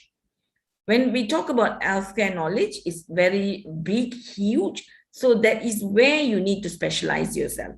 Like just now in the starting of my talk, I mentioned that my specialization is in cardiovascular engineering. So I must master my cardiovascular system, which is my anatomy, my physiology, you know, all those knowledge in the cardiovascular system. It is very, very important. So that is what the important element here. It's really important. The question which element needs the medical aspect of, and how do I say, the engineering aspect of medical knowledge. Example, now we have a cardiovascular system, we have heart and brain, but how do you look at your heart and brain from the engineering and computing perspective? Can you translate heart into a battery net model? Can you translate your heart, which is a biology, it is got 4 chambers, it got SA nodes and all this Purkinje muscles and everything. How can you change this into an electrical circuit? How do you translate your heart function into an electrical circuit? This element is the most important in applying AI to be effective in healthcare. Okay, then I have here, what are the big challenges we are facing using artificial intelligence in drug monitoring system? Okay, when it comes to drug monitoring system, the biggest challenge is compliance. Compliance is the biggest. Is your patient took the, I'm not sure, are you talking about drug delivery or drug, here you are looking at patient compliance. There's 2 things. Yeah, one is on the when we talk about drug monitoring system, it can also be on the drug delivery, where you look at the production itself, or are we talking about delivery in terms of delivering it to the patient, or delivering it to the patient as a medication where they consume? So we have 3 different type of things, but the challenges are quite the same. It's the accuracy. How do you monitor the accuracy in a drug delivery monitoring system? So when it comes to accuracy, how your data going to be captured, and what is the how do you design your thresholds is the most important. So in the threshold decision making, again, it goes back to your knowledge in the drug process itself. You need to understand what are you really trying to do in the drug monitoring system. So that is where it is very crucial. Yeah. Okay. What are the treatment compliance methods we can implement for COVID using AI? Well, that's an interesting question. All right. Treatment compliance method we can implement for COVID using AI. Okay. When it comes to COVID now, it is very what we call it. COVID is the whole thing is compliance. You know, am I keeping my distance? Am I keeping monitoring my temperature? Am I monitoring my oxygen level? So what when we talk about here is how can I pick up different type of input from the patient and then put the right weight to each one of it under the AI application and give a predictive output for COVID management or COVID treatment. Which are the patients have got a risk to be hospitalized? Which are the patients as risk to go into a low oxygen level? Which are the patients going into having respiratory complications? So this is where, so you need to start collecting different type of information and put into your AI engine, put the right weight to them, right thresholding, and make a decision to inform the patient at what risk level they are. So this is going to be very interesting if we can come up with, and this differs country to country because our culture are different, our lifestyles are different, our treatment method are different. So it is very important, it has to be locally, the AI engine has to be developed for the targeted population. So that's a lot of work to do here too.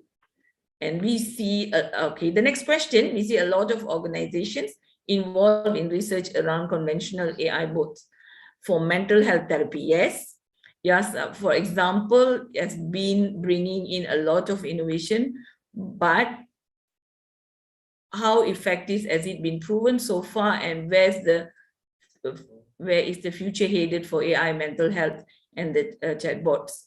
Okay, mental health again. We are working with neuroscience, but we are working on epilepsy, not on mental health. I've done some studies on mental health. You see, mental health is actually a very subjective. It's not only physiology, or it's not only, you know, why they call it neuroscience. Neuroscience actually encompasses both physiology and psychology. When we talk about mental health, we talk about both physiology, psychology, and also added with emotions. We have another factor which is very uncontrollable. If you ask me how reliable it will be, what is the future? Again, this is very community sensitive, cultural sensitive, religion sensitive. it is many aspects as to come in. If a system which can provide all those different components and it can really analyze it well and start looking into aspects of an individual of EQ, it may reflect well. For example, it's like the Chinese medicine, when you look at how they, how detailed and how precise they go in the Chinese medicine treatment. In fact, I think we Indians, we have much advanced Ayurvedic, traditional medicine. We have more than what the Chinese has. But how much detail and how precise we are going in our treatment. So this is where the difference is. So for me, on mental health study, a person need to be super informative. The team has to be very, very strong. They must have a combination of different human aspects, both the science and the arts, and also the interdisciplinary people in the team, and they can fairly bring in every aspect human needs. Because when we talk about mental health, it is actually conscious and unconscious information both need to be incorporated. And again, it differs: gender, age, race, religion, life concept, everything, it's going to have an input to it. So it's a very, very long journey. I'm not sure, I'm pretty sure I'm not going to be there maybe to observe this. It may take 50 years, it may take more than that. But it is something worth exploring, but be more specific. Choose your scope. Let's say now you are looking at mental health for children in school from a particular community, and you know what is their limitation. You are very specific, you're addressing that community, or you want to look at mental health of autistic children in a particular community. Then it makes sense, but it cannot be a broad application. It has to be a very, very specific. You check all your points well, and you can develop for a very specific application and approach. I've seen some very good tools they have developed for our Aborigines, Aborigines community. We have one specific, the Mian, they call it. This Aborigines, I think they only left about 450 people in Malaysia. The rest of their community is already gone. So this particular group, they cannot survive. They go to school, they drop out. They go to work, they drop out. So they have done, they found that they need some mental strengthening, and they come up with an app now. And this has been trained for the last 3 years, and we could see now the community is picking up. They can work in one place more than 1 year. The students can stay in school. So those type of very, very specific, focused, it may work quite well in this aspect. And I hope I've answered the questions. If there are any other questions, or we are time's up. Yeah, it's already 6:30 in my place now. Yeah, thank you, ma'am. Thank you so much for your responses. Thank you for sharing your deep knowledge about AI in improving treatment compliances. On behalf of all the participants, I extend our thanks to you. Now I request Dr. Rajashree ma'am to felicitate Dr. Kalaivani ma'am with e-momentum. Hello. Good evening, ma'am, and it was really a pleasure to have you speak on the compliance part of it, and thank you so much for your efforts. I could see the way you handled questions. It was amazing, ma'am. So thank you so much. On behalf of all the organizers of this capacity building workshop funded by IEEE Region 10 educational activities, that is on artificial intelligence techniques to address societal challenges. It was so very appropriate for the theme of our workshop, ma'am. Thank you so much. On behalf of us, please accept this small token of appreciation. Thank you. Thank you so much. It was a pleasure to be with your team. Thank you. Thank you, ma'am. Thank you so much. Bye. Thank you, ma'am. Next, we are moving on to the next session. The next session is on the topic IEEE resource on artificial intelligence and machine learning. The session is going to present by Dr. Dhanu Pattanashetty. I request Mr. Raghavendra, Assistant Professor, Department of IEEE, SRM Ishwari Engineering College, to introduce our resource person to the audience. Once again, good evening to all the participants. Myself, Raghavendran. It is a great pleasure in introducing Dr. Dhannu Kumar Pattanashetty. Dr. Dhannu Kumar Pattanashetty is the Senior Client Service Manager at IEEE and is based out of Bangalore. Dhannu Kumar works with IEEE Explorer Digital Library customers in southern and western regions of India and Sri Lanka. He handles IEEE Explore training both on-site and via webinar and presentations. He closely works with the libraries in the universities, technical institutions, students, faculties, researchers in academic, government, and corporate sectors, and advises effective data use of their endeavors. He has a PhD in Library and Information Science from the University of Mysore, master degree in Library and Information Science, and a bachelor degree in Engineering. He authored 2 papers in journal and has presented a paper in an international conference. Dr. Dhannu Kumar is with IEEE since 2010 and has worked at Thomson Reuters, Accenture, PES Institute of Science and Technology, and Information prior to joining IEEE. With all the privilege, I would like to invite Dr. Dhannu Kumar Pattanashetty for this session. Sir, the session is all yours. Thank you. Thank you so much. I just want to check if my audio is clear. Yes, sir. It's loud and clear. Right. Thank you. So let me share my screen. Can you please confirm if my screen is visible? Yes, sir. It's visible. Great. So thanks everybody for joining in. Thanks to the Art&T team, organizers of this event, for inviting me. So I'm actually the staff working at the IEEE India Operations Center in Bangalore. I'm with IEEE for more than like 11 years now. So I'm the IEEE Explore person. I'm also I also belong to the IEEE Client Services team out of the marketing, sales, and design of the IEEE USA team. So thanks. Nice talking to all of you today.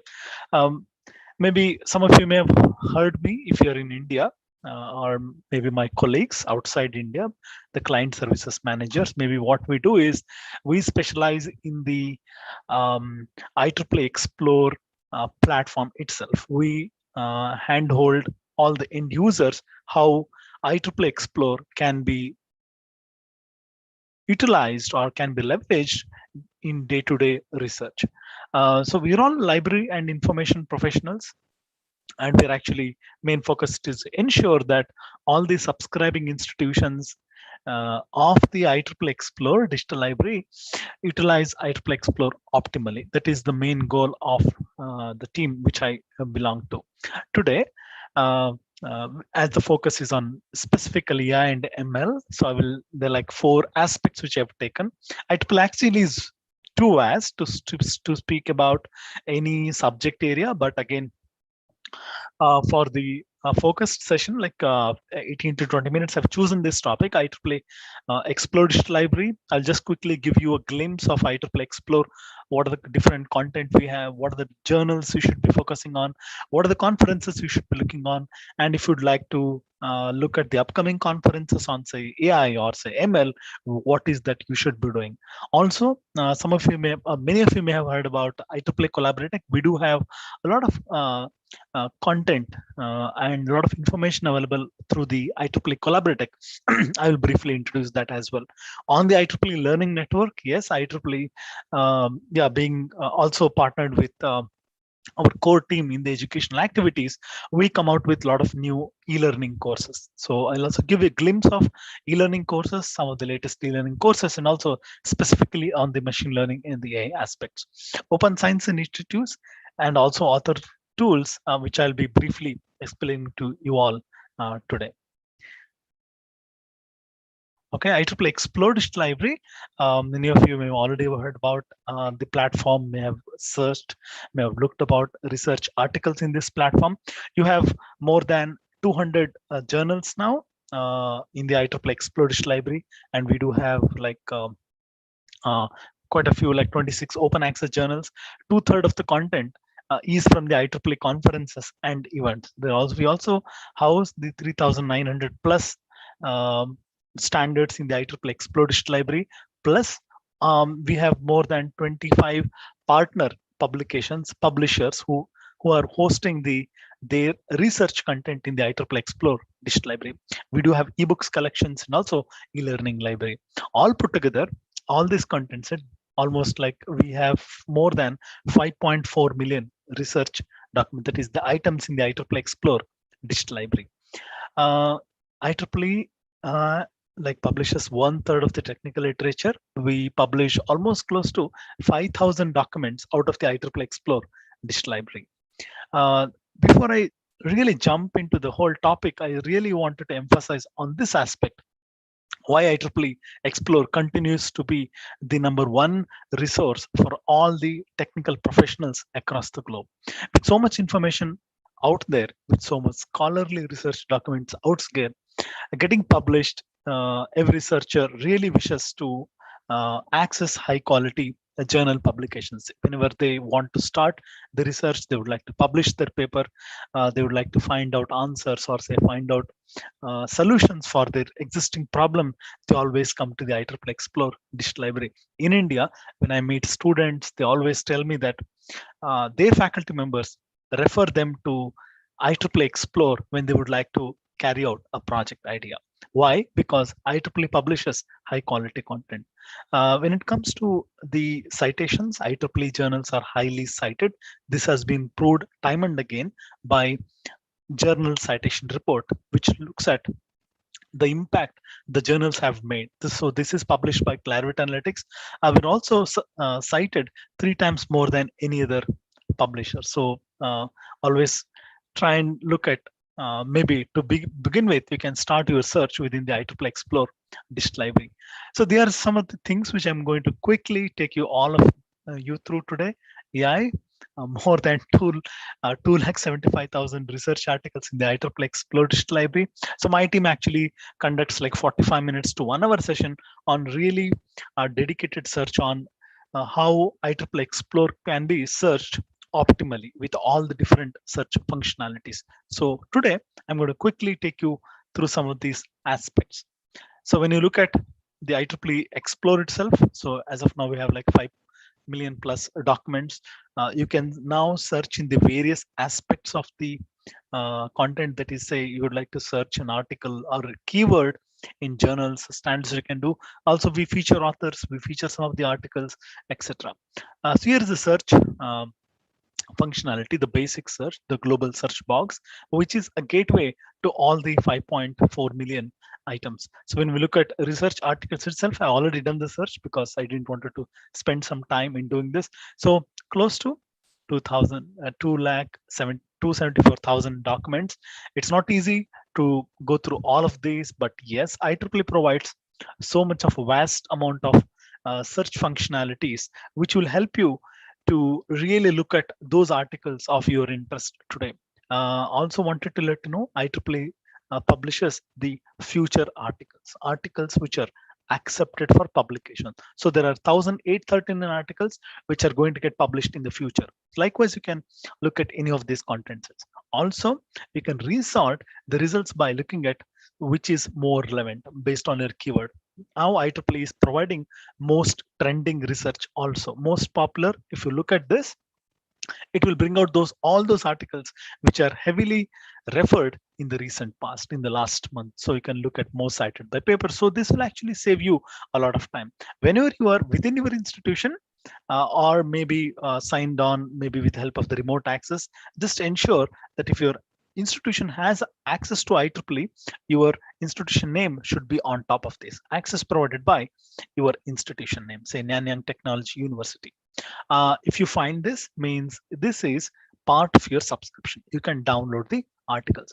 In the left-hand side, also, IEEE provides you various options to refine the content, what you're looking for today. Healthcare in AI. So likewise, again, machine intelligence, we have like 19,668 articles. If I look at healthcare itself, within the artificial intelligence, there are like 3,580 articles. If I have to look at the latest publications on this topic, the healthcare in the artificial intelligence, what is the work which has been done? You can see recently IEEE has published an article, IEEE transactions on visualization and computer graphics, wherein the authors are talking about V-bridge, connecting the dots between features and data to explain the healthcare models. Data science for e-healthcare, entertainment, and financial. So you can actually start looking at the various aspects here. Also, on the if you look at personal space within the IEEE Explore library, I believe all of your IEEE members, you can sign into IEEE Explore, sign in on the right hand side top to have a personal space within the IEEE Explore digital library. So please use your My IEEE ID and password. If you're not a member, you can sign up for a free personal account. So that actually gives you a personal space within the IEEE Explore digital library. We can keep tracks if machine intelligence, you would like to receive a new article alert in the future. So when the 19,669th article gets into IEEE Explore, you don't want to miss it. You can set up a search alert here. You can just say ML and then click on save. So that next time there is a new article published, you will receive an email alert from IEEE. You can also look at AI experts in the IEEE Explore digital library. That is those authors who have published heavily, the prolific authors, how to find out in IEEE Explore.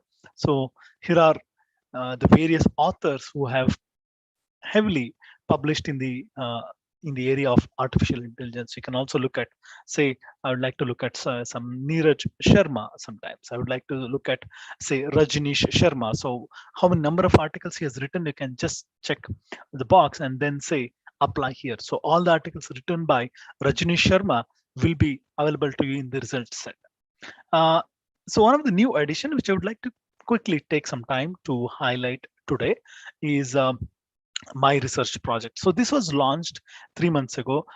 Just for your information, IEEE Explore team, we have a strong team of technical professionals who keep on talking to the end users, the librarians, the faculty members, the students, to look at what kind of feature we should add so that the platform becomes much more convenient or much more useful to them, based on, because every the user's requirement keeps on changing. So we are looking at how IEEE Explore can deliver to the next generation users. So you can now download multiple articles at one go. You can download 10 articles at one go. You can say, for example, if these 3 articles you're interested in to read, maybe you don't have time today, maybe you have an examination or some vacation coming up, suddenly if you look at these articles, so you'd like to park them for your future reference, you can check box and then say export. Under export, my research projects, and you can add to any projects. I already built in so many projects here. I have a project which is built in for artificial intelligence. You can create a new project also. So you can create up to 15 projects, and then you can keep parking articles based on your need for future. So this one is very helpful. You can always look at all of your alerts, my research projects on this under the my settings. Next question. Okay, what are the journals on AI and ML? Again, it was not an easy job for me, but still I have tried my best. So you can browse and click on journals and look at by topic. So by topic, you can look at all those journals by topical areas, communications, or say computing and processing. If you'd like to look at title wise, we do have a dedicated journal on machine intelligence and pattern analysis.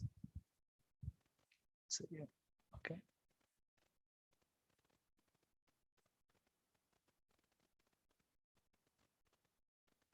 Machine pattern analysis and machine intelligence, you can look at it. You can look at this has been publishing from 1979, and then you can look at all the articles. So you can see here the impact factor is very high. So this is one of the most referred journal in this space. I can also look at the popular, the trending articles. You can look at which articles has been accepted. These are the early access. You can look at the current issue now.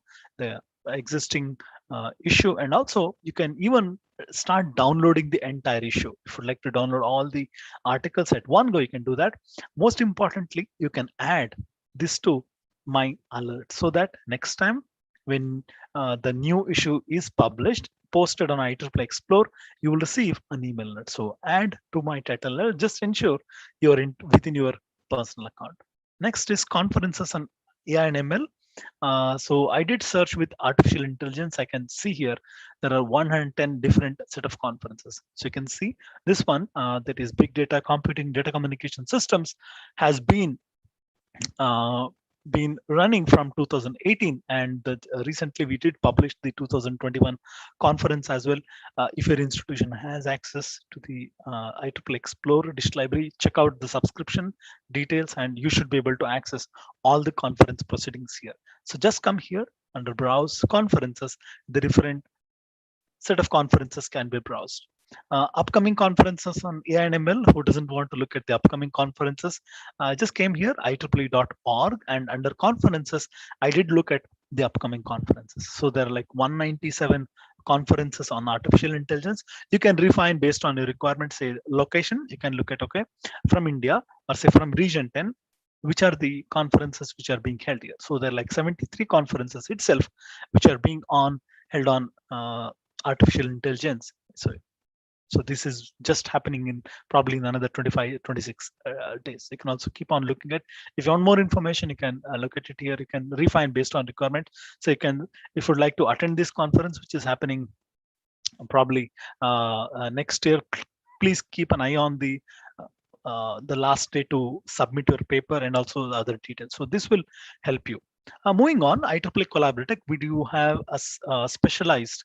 So IEEE Collaboratech, just Google IEEE Collaboratech and you will be able to find it. Just enter your my IEEE ID password or your personal account ID, then you can look at all this here. So if I just searched with machine learning, and when I search, they're like communities, you can join these communities, the future directions communities. You can also look at the events. You can also maintain a library of articles, and also there are various different aspects here. So please try and look at the IEEE Collaboratech as one of the resources as well. IEEE Learning Network, we do have e-learning courses, various e-learning courses, more than almost like 500 now. So you can also get continuing education units and also PDH, professional development hours, by taking these courses through. You can look at the latest one, the machine learning predictive analysis for business decisions. You can try and look at some more aspects, some more courses on these different areas. So you can look at, this was just released, and the this is the course page. And when we visit the IEEE Explore homepage, browse courses, this will actually take here. And if you want access to this course, reach out to your library or just leave feedback with us. One of my teammate will reach out to you. I know I have just like another 2 minutes, but I will try and finish it in the next 1.5 minutes. Open science initiatives in IEEE, from IEEE. So IEEE is now encouraging all the authors to submit additional data, maybe an algorithm through the Code Ocean, or we're also encouraging them to submit their huge data set files, that is, which are housed in the data port. You can also now look at the articles prior to the peer review itself, the first version, the draft version of the articles, which are first time submitted to the tech archive. And also we have 26 fully open access journals now. Also, we have a dedicated website called as IEEEauthorcenter.IEEE.org. This is one-stop shop for all of your needs related to publishing with IEEE. Say sometimes you're just brand new to IEEE authoring, you'd like to know what are the tools IEEE provides. These are the different tools we provide. We'll help you to find the right journal or say conference to submit your article. We do have latex analyzer, reference preparation assistant, template selector, PDF checker. All these are free to access. So please do look at this. Please do visit this website, and also you can even look at the various video tutorials. There are 16 small video tutorials also, which will help you. If you'd like to receive bi-monthly newsletter, send an email to authors@IEEE.org. We do have just last 20 seconds. In case if you are unable to access IEEE wherever you are, just you are still not able to go to the institution, just drop an email to me. I have a strong team which will work with the library to facilitate access to the IEEE Explore from wherever you are remotely as well. So that takes me to the last slide. You can, so in Arten itself, we have 4 different client services managers, and we do conduct 45-minute to 1-hour sessions on how IEEE Explore can be leveraged effectively. You can drop an email to training@ieee.org if you are planning to have, or if you'd like to have a session. These are all free sessions from IEEE. So please do reach out to her, and there is us, and also there are a couple of other links available here. So with that, I would like to pass it back to the organizers. In case of any questions, I'm happy to take. Thank you, sir. Thank you for sharing what is new in IEEE Explore, IEEE Collaborate, IEEE Learning Network, and finally IEEE Author Support Tools. Now I request Dr. Rajashree Madam to felicitate our resource person with an e-memorandum.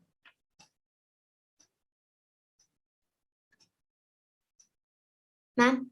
Yes, can you share the e-memento? Yes, ma'am. Good evening, Rajashree Madam. Good evening, Dhanukumar. And as usual, like your sessions are always very, very informative and very useful to, I'm 100% sure, to all our audience. So thank you so much for being here among us and then sharing all those informative information to our audience.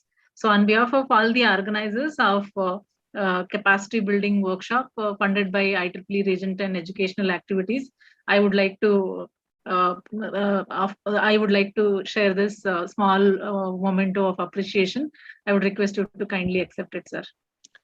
Madam, thank you so much. Yes, thank you, sir. Thank you. Thank you. Thank you, sir. Thank you, ma'am. Now we have come to the end of technical session.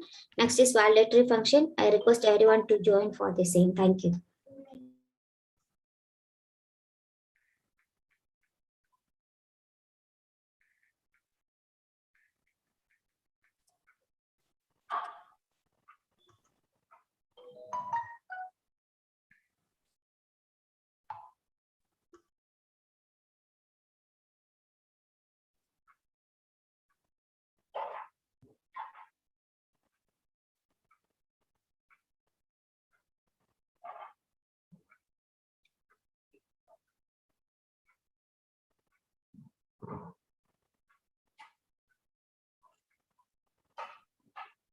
Sir, welcome, sir.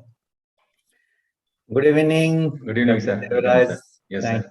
Thank you, sir. Thanks for joining, sir. Yeah. No, it's my pleasure always. You have done a great job, and with our team, Dr. Rajashree and Dr. Vijaylata, and then I think Dr. Deepak Mathur and Dr. Yeah, I'm just checking, sir. Sir has already joined. Sure. Sir has joined, sir. Sir has joined, sir. Deepak Yes, sir yes. is there. Good evening, Deepak sir, and good evening, Das sir. Good evening, madam. Yes, yeah. How are you, madam? Yes, sir. Doing good, sir. Dr. Devraj, all fine? Yes, sir. Fine, sir. Great. I was with Dr. Deepak Mathur 2 days back. Okay. Bangalore. We are all together. Oh, in a physical meeting. Physical meeting after 1.5 years. It was so nice. Yes, sir. To see. Yes, sir. Good. Just one second, sir. Just once. Sorry, sir has joined. We can start, sir. Sure. Just Please take your time. Please take it.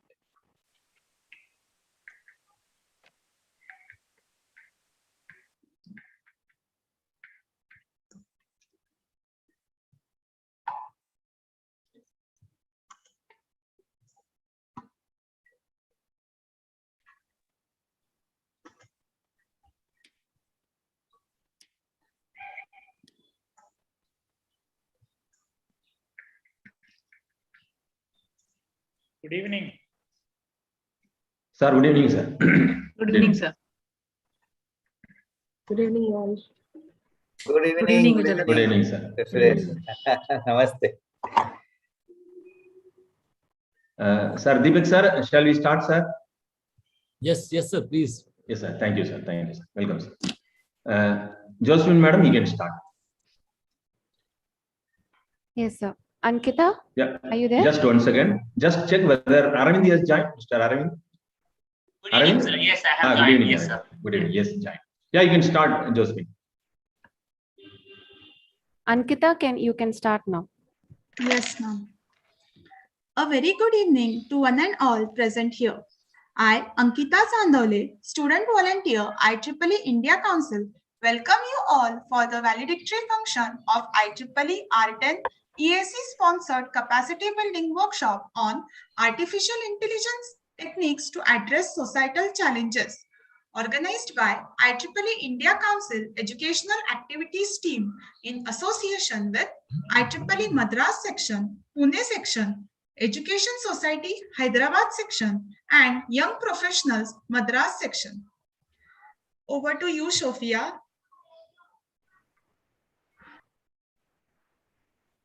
Good evening, one and all present here. I'm Sophia Fahima, volunteer of IEEE India Council Educational Activities and IEEE Madras Section Student Coordination Team.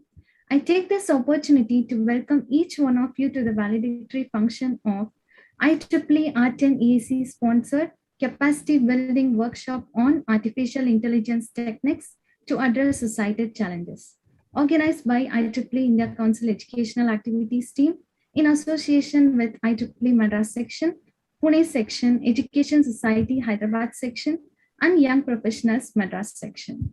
This is an immensely pleasant evening for us. The actively growing participation of students and members from different parts of the country affirms the relevance and meaningfulness of this workshop.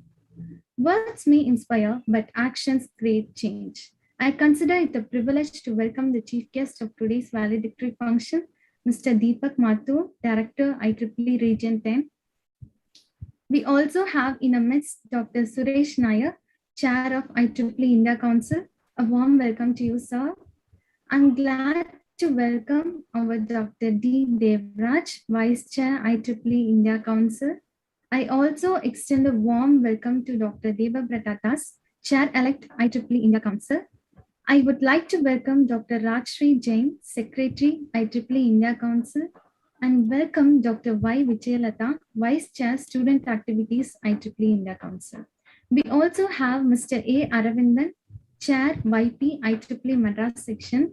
A warm welcome to you, sir. I extend a warm and gracious welcome to all our volunteers and participants, without whom the event cannot be successful. Once again, I welcome you all. Thank you so much and have a great day.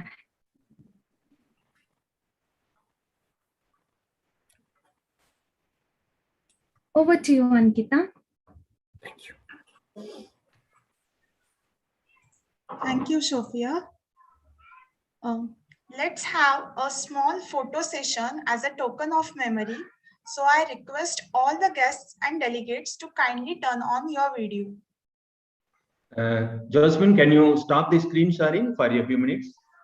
Yes, sir. I'll stop the the sharing, sir. Yes. Afterwards, you can continue. All the volunteers of IEEE IC India Council, kindly turn on your video. We will take the group photo of the participants at the end. Now, the guests and delegates and the volunteers, you can switch on the camera. Raghavendra, can you take a photograph? Yes, sir. Yes. Yes. Sridivya, you can turn on your video. Okay, thank you. Okay.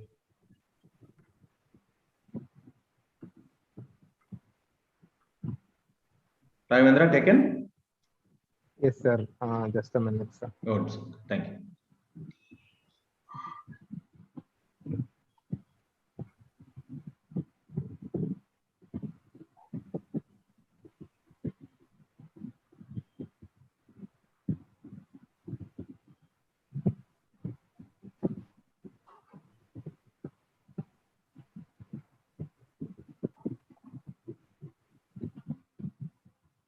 Yes, sir. Thank you. Yeah. Josephine, you can move on to the next agenda point. Thank you all for the photo. Now I request Mr. A. Arvindan, Chair, YP, IEEE Madras Section, to provide the report on the workshop. Over to you, sir.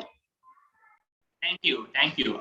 Good evening to all the esteemed guests from all the way from the region leadership, India Council leadership, and the section leadership. It gives me an immense pleasure to actually share the report of the 3-day workshop that we have conducted on the topic artificial intelligence techniques to address societal changes.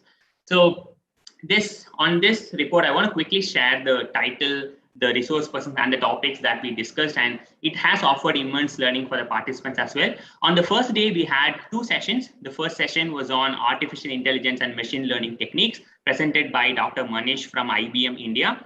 And the second session was implementation of artificial neural networks using MATLAB. This session was presented by Mr. Akhil Gopinath and Dr. Dev Singh Deo, both from MathWorks.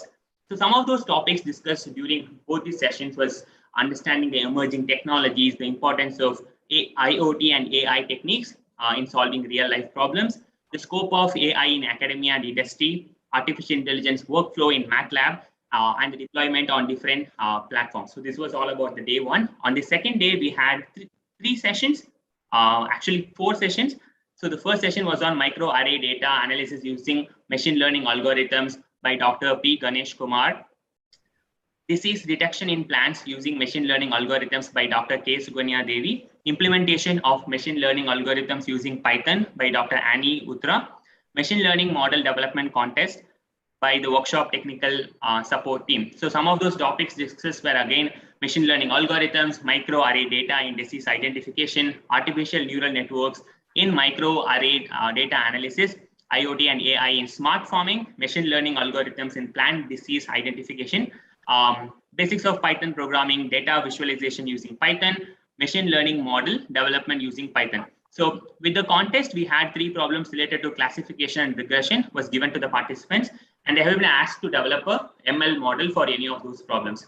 On the day 3, which is today, again, we had 3 sessions on the topics automatic speech recognition system for hearing impaired persons by Dr. Mahadeva Prasanna from IIT Dharwad, AI in improving treatment compliance by Dr. Kalaivani Chellappan from University Kebangsaan, Malaysia. And the third session, the final session of the day, was from on the topic IEEE resources on AI and machine learning by Dr. Danu Patan Shetty, the senior IEEE client services manager from IEEE India Operations Center in Bangalore. So some of those topics discussed today was about speech processing, speech technology in healthcare, AI and ML algorithms in healthcare services, and also about how IEEE research on artificial intelligence and machine learning could help the members. Some of those tools and resources from the IEEE Expert Digital Library, IEEE Learning Network, and IEEE Author Center, and other open source initiatives from IEEE. So this was a very compact 3-day workshop which covered almost different topics, not only knowledge aspect, but also providing them some kind of application with very diverse speakers across India and around the world. So many thanks to all the supporters, all the speakers for actually providing us this opportunity to host this workshop for the participants. Thank you.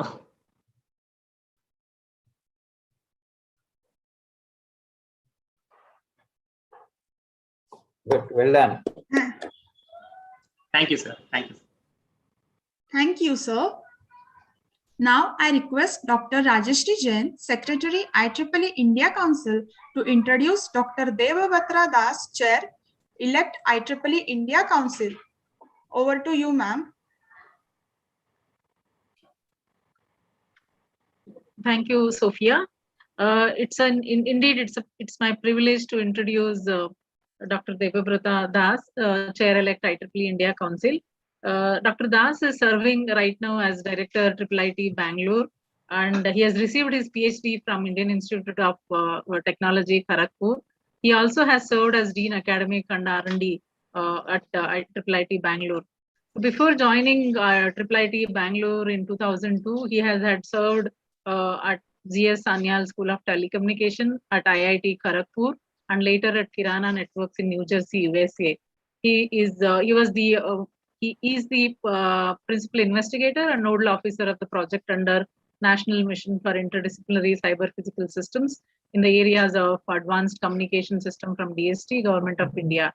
Sir is also co-PI of a project from Tejas Network on network node reliability. Prior to this, he was PI of multiple sponsored projects from Intel, Hewlett-Packard, then Microsoft, Motorola, Nokia, etc. So he has more than 100 but natural 180 peer-reviewed papers in different. I'm actually cutting short, sir. So Yeah, please make it short. 180 peer-reviewed, no, sir. 180 reviewed papers in different transaction journals and international conferences. Sir has received 6 Best Paper Awards. He has 3 US Indian patents and 12 more are in pipeline. So his wireless team has contributed ideas to IEEE wireless broadband standards. So he has received Professor K. Srinivasan Memorial Award in 2017 for excellent teaching in the areas of telecommunication from IEEE. Sir is also recipient of IEEE Region 10 Outstanding Volunteer Award in 2020. So Global IEEE MGA Achievement Award in 2012 and Outstanding Volunteer Award IEEE Bangalore section in 2008. He is a fellow IETE, fellow IE, and senior member IEEE. So he was a recipient of HP Endowment Chair Professor in IIIT Bangalore. He was chairman of IEEE Bangalore section in 2017, and currently, sir is chair-elect for 2021 IEEE India Council. He is a board member of IIIT Bhubaneswar. Sir is also a member of technical steering and many other committees of different government organizations and non-government organizations. So join me in with an applause. Please welcome Dr. Das for this session today. Thank you. Thank you. Welcome, sir. Welcome, sir. Dr. Rajeshri Jain for such a kind introduction. And thank you, sir. I am really, really grateful to you for your so much patience. Thanks a lot. And thanks to Dr. Devraj for inviting and so meticulously planning the whole event. And before I go into my next step, let me thank IEEE Region 10 Educational Activity and IEEE India Council, and also IEEE Madras section, IEEE Pune sections, and IEEE Education Society of IEEE Hyderabad section, and IEEE Young Professional Madras section, who jointly hosting this workshop. It is a great contribution from all these parts, and also our Region 10 Director, Deepak Mathur, who was also going to attend this meeting, and also he's there. So thanks to him for attending. Also Dr. Chun Chi, who's our IEEE Region 10 Director for the elect for attending this. Dr. Suresh Nair, who is the source of all our guidance and energy, and Chair of India Council. And also I want to thank Dr. Vijay Lata, who is the Vice Chair Student Activities, and also Mr. Arvind very nicely presented all the activities and the talks. Thank you, young man, giving a lot of push to this kind of work. So wonderful to see that. And all the volunteers to these workshops. And I am going to talk to the participants about a very important thing very quickly, because I have given only 5 minutes. So I will ignite their brain and leave the ignited brain with my 3 to 4 minutes of talk. The topic of this workshop is very interesting and pertinent to the time. It is artificial intelligence techniques to address social challenges. This artificial intelligence, machine learning, deep learning, all these things are going around everywhere. Even I was telling to my friend Mike in one of the meetings recently, I was reviewing one of the India's topmost funding agency. I'm not taking the name for any research from any academia, from top institute to all. I am the chairman of that committee from computer science and engineering. We received around close to 200 proposals from the top institutes. Out of the 200, I was looking at the titles of the proposal very recently, only day before yesterday we finalized that. So out of the 200 proposals, almost 170 proposals title has a word called artificial intelligence or machine learning or deep learning. Then you can imagine the amount of research people are doing. Out of 200 versus 150 plus or 70 close to has this title, and abstract has that. So the people are working on this. That is very clear. But I have a very interesting question for all my participant friends, young friends, students, and young faculty members. Can you please tell me one application one critical application, please listen to the word critical application of artificial intelligence or machine learning deployed, which is available on the shelf. I can just take it from the shelf or any of my applications. I can use that one in any social challenges or any critical kind of application, like say in healthcare, I can use it. Or for a judgment kind of, a judge can be replaced by a artificial intelligence kind of. This is a social challenge because so many cases, you cannot imagine, lakhs of cases are still pending before independence, after independence in the high courts and the Supreme Courts of this country. So can I make a artificial intelligence machine who can look at all the proofs and take a judgment? No, not yet. To the best of my knowledge, whole world doesn't have yet a single critical AI applications available for any citizens for agnostic used across the globe.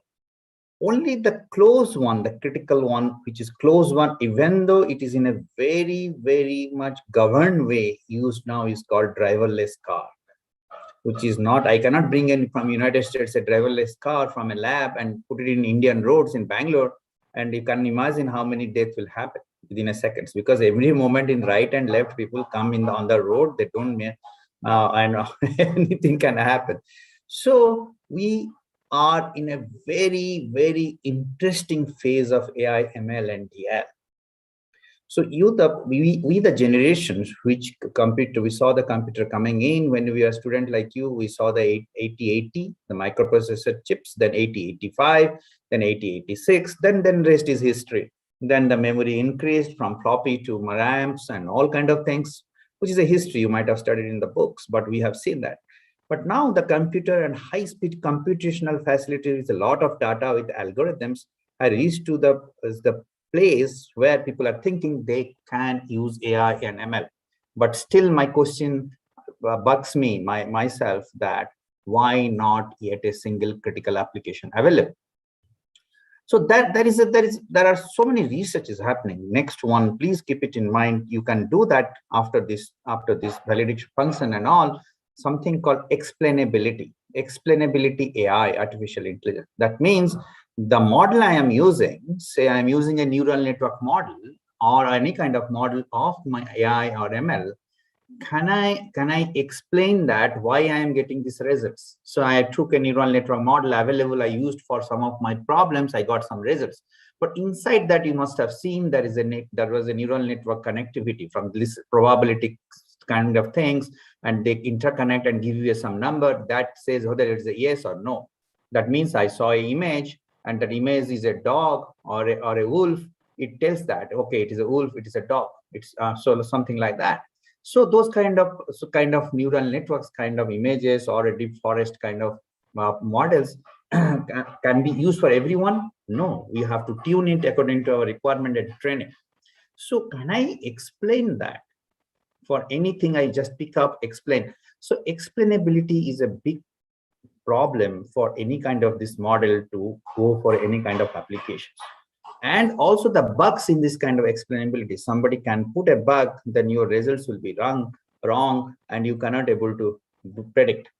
So these are the very interesting time which you are coming in. You undergraduate, masters, or PhD students, you people are very young, energetic, intelligent, and I am sure you can solve those kind of problems for a better world and we can address some of the societal challenges by explainability AI. So what is this models talks about? I'll take 1 minute more because so debugging of the models and bias of the detections. Bias means, for an example, you are doing a societal challenges. For an example, judgment, I say. So if I look at the United States, somewhere I'm not talking about my country because it is a very, I have to keep it away from this discussion. I'm saying US. If in US they made in a probabilistic kind of thing, a modeling that if somebody looks color biased or a gender biased into the AI, so it may not be always true. Okay. So in that case, what happens, the judgment becomes wrong in case of AI machines. So keeping all these things in mind, so you have to be very careful that when you are making this kind of machines, AI machines, so you have to be very much careful that this explainability should be clearly be there to why this judgment has been taken. So provisioning and resource and for these things, help the identify of the models, and all those things will come under that. So I again thank the organizers for organizing such a beautiful workshop, which have definitely helped by the speakers and by all these participants to go through their presentations. So with these notes, I conclude my talk here, my presentation with that. Please go ahead with these areas, but please see that you will be able to explain your model to anybody who wants to use that. Thank you again, Dr. Devraj and Dr. Rajeshri, for giving me a chance to speak here. Namaste. Thank you, sir. It was wonderful, sir. Thank you so much, sir, for your insightful talk. Now, I request Dr. Y. Vijayalata, Vice Chair, Student Activities, IEEE India Council, to introduce our chief guest, Mr. Deepak Mathur, Director, IEEE Region 10. Over to you, ma'am. Thank you, Ankita. Good evening, one and all. It's my great privilege to introduce our own Region 10 Director and welcome him, Mr. Deepak Mathur. Mr. Deepak has Bachelor of Engineering degree in Electronics and Communication from IIT, Roorkee, and also an MBA graduate. He has completed Advanced Management Program from IIM Calcutta. He has served as Chief General Manager of ONGC and has more than 35 years of professional experience in the field of electronics, telecommunication, IT infrastructure, and has held various engineering and managerial positions. He has successfully done planning and execution of several IT projects like SCADA, online real-time monitoring system, IT infrastructure creation, WiMAX-based broadband wireless access system, GPS, GSM-based vehicle tracking system, etc., and has held teams of IT professionals and multidisciplinary teams. He is also a recipient of prestigious IEEE Region 10 Outstanding Voluntary Award and IEEE MGA Achievement Award. Mr. Deepak is also a member of IEEE HKN, which is an international honor society of IEEE. In his early years, he has served in many leadership roles in IEEE at section, council, region, and NG. He was also the chair IEEE India Council in 2015-16. Mr. Deepak Mathur is currently director of IEEE Region 10. Welcome you, sir. Welcome to this valedictory function. Over to Deepak, sir. Dr. Vijayalata, thank you very much. Thank you very much for Thank you, sir. Such a generous introduction. Thank you, Ankita, and thank you, Sophia, for being the MC. And thank you, Arvindan, for sharing the excellent report of this program and very impressive 3 days program with notable experts. So thank you, Arvindan, for sharing that. And my fellow IEEE volunteers and all dear participants, namaste to you all. And thank you, Dr. Devraj, and thank you, IEEE Madras section for the invitation. I am really glad to be part of today's valedictory function of capacity building workshop on artificial intelligence techniques to address societal challenges, which is supported by IEEE Region 10 Educational Activities. I am happy to see that you have been selected for this particular support. As far as capacity building is concerned, we are already doing capacity building, but we need to make it more systematic and structured with better documentation. For example, peer learning, if we talk about, we do through sharing of best practices. We organize programs for leadership for our students, YP and WI. And this program is perfect example of collaborative planning. So we are already doing capacity building, but let us brainstorm how to take capacity building to next stage. And such programs which we are organizing like this can serve as the platform to start a discussion. So please share the outcome from this capacity building workshop so that we incorporate lessons learned in our future programs at Region 10 level. The another aspect which I would like to emphasize is that there is a need to bring discussion on such topics from the perspective of current and future jobs. And I suggest to incorporate such practices in all our future endeavors.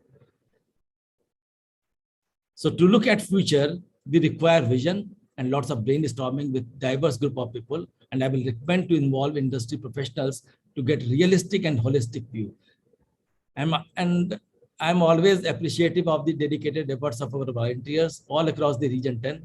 And I must appreciate the effort of the team of Region 10 educational activities under the thoughtful leadership of Dr. Preeti Bajaj, who has come out with many innovative proposals to boost educational activities in the sections of Region 10.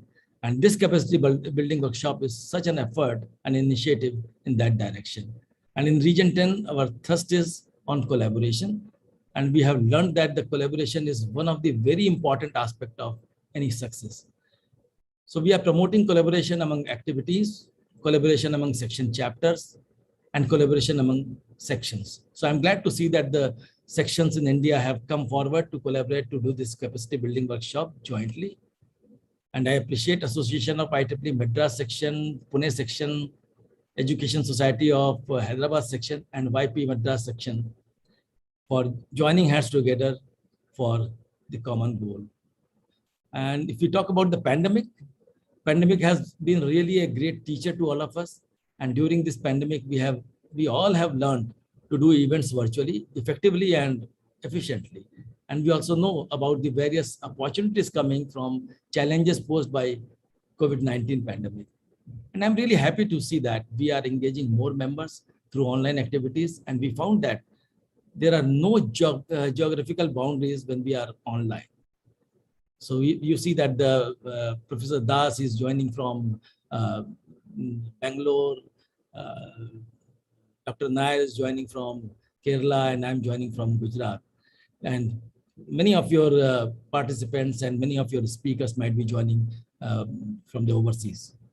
So in online events, we are getting many experts from other countries, as we are just talking about, and which otherwise was not possible in our in-person event. So we have expanded our outreach from the perspective of both speakers as well as participants. So now we are planning one step ahead in collaboration. I'm talking about Region 10, that is in inter-region collaboration. And we encourage you to collaborate with sections of other regions. Till now, we are collaborating with the sections of our own region or our own country, but let us go one step ahead. And this is also a way to be diversified. As I always say that with diversification, we bring diversity of thoughts, diversity of ideas, and most importantly, we get unique best practices from diversity.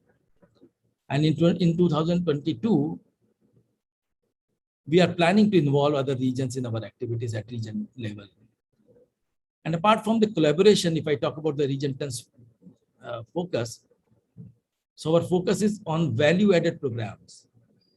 Hopefully, many of you might have attended various programs of Region 10, which are innovative, especially many such programs have been created this year only, with lots of value add for members as well as for participants and volunteers. Educational activities, professional activities, WI, student activities, YPs, and many more activities have joined hands together this year and have added great value through new programs. And I'm sure you might have attended Region 10 Talk, then Sparkler Summit, CLAP by YP, and many more. So our philosophy at Region 10 is member value creation. Let our programs create value to address member recruitment and member retention. I strongly believe that sustainable membership growth comes through value-added programs. And there is also a strong need to make our young members aware about the resources being offered by IEEE so that they use IEEE resources for their development and stay with IEEE. And that is the real sustainability. We are also promoting one important initiative of IEEE under Region 10, and especially in the Region 10 educational activities, that is reaching local. I don't know how many of you are knowing this. Because of great diversity in Region 10, many countries of Region 10 use other than English as their official language. And many of our members in such countries are comfortable in their own local language. So IEEE is encouraging you to organize program in your own language, and please make use of this opportunity. So with these thoughts, I would like to conclude once again by thanking and congratulating each one of you for all your efforts in making this program a grand success. Thank you very much. Thank you so much, sir, for your inspiring and kind words. I hereby call upon Sophia to proceed further. Thank you. Now it's time to announce the winners for the competition. Participator in the workshop, let me tell you that winning and losing is a part of the game. Most important thing is that you took the challenge. Now I request our chief guest, Mr. Deepak Mathur, Chair of IEEE Region 10, to felicitate the winners. So Sophia, I strongly agree with you that the participation is more important than the winning. So, yes, sir, absolutely. So I also request each and everyone who have participated, they really deserve the appreciation, and they should also be congratulated. So would you allow me to start from telling the name from the third prize, or would you like that I should tell first prize first? Can you show that? We have ordered it in the first, from the first prize onwards. Okay. Yes, sir. Okay. So I would like to congratulate Achal Kaushik. Achal Kaushik comes from Bhagwan Parshuram Institute of Technology, Delhi, for being the first prize winner. And I think this is the case study competition. So congratulations, Achal. Thank you, sir. Thank you. Thank you very much. So keep doing good work and keep inspiring others, Achal. Yes, sir. Definitely. Yes. I mean, I'm really blessed. I mean, coming over to this workshop because I realized that so much of diversity have been told over here, and in fact, I could find it out that in fact, really the societal changes that are being actually told over here, that diversified from say plants, from medical. I mean, at one platform we are able to identify so many things and so many ideas. So I believe that this would really help participant in long way. Thank you very much, sir. Once again, many congratulations, Achal. Thank you. Thank you. So now I would like to announce the name of the second prize winner. So second prize winner for this case study competition is Sethu Selvi. She is from Ramaiah Institute of Technology, Bangalore. So Sethu Selvi, many congratulations to you, and you also keep up your good work and keep inspiring your colleagues and friends. Thank you, sir. Would you like to say a few words? Yeah, it was really interesting to participate in this. I gained a lot of experience by doing the case study, so that I understood how to do the programming and apply for different applications through this workshop. Thank you. I take this opportunity to announce the third prize winner. And third prize goes to Krupaswamy Pandian. And Krupaswamy Pandian comes from Yes, sir. Yeah. Can you tell the name of your organization? My name is Krupaswamy Pandian. And the name of your organization? Yes. So many congratulations to you, Krupaswamy. Thank you. Thank you so much. Yeah, say few inspiring words for others. Yeah, yes. Actually, on behalf of all the participants, I really thank for hosting this wonderful workshop. Through this workshop, I learned a lot about machine learning and AI techniques, and also the workshop also explain about some action and manage the Python. And we have a lot of chance to hear various speeches. Good. Thank you, Kripasamy. Thank you very much. I enjoyed a lot. Yeah, thank you. Your voice is not very clear, so I would like to thank you, and you also keep inspiring others and keep up your good work. Yes, sir. Thank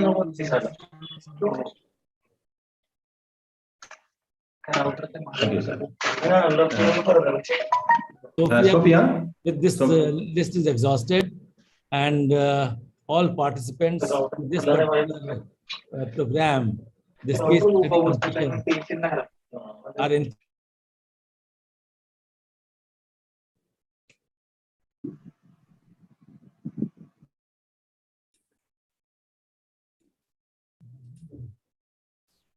Sir, you can unmute, sir, now. Yes. Thank you very much. I have done my job. Yes, thank you, sir. Sophia, before you move on to the next agenda, I have one more thing to share.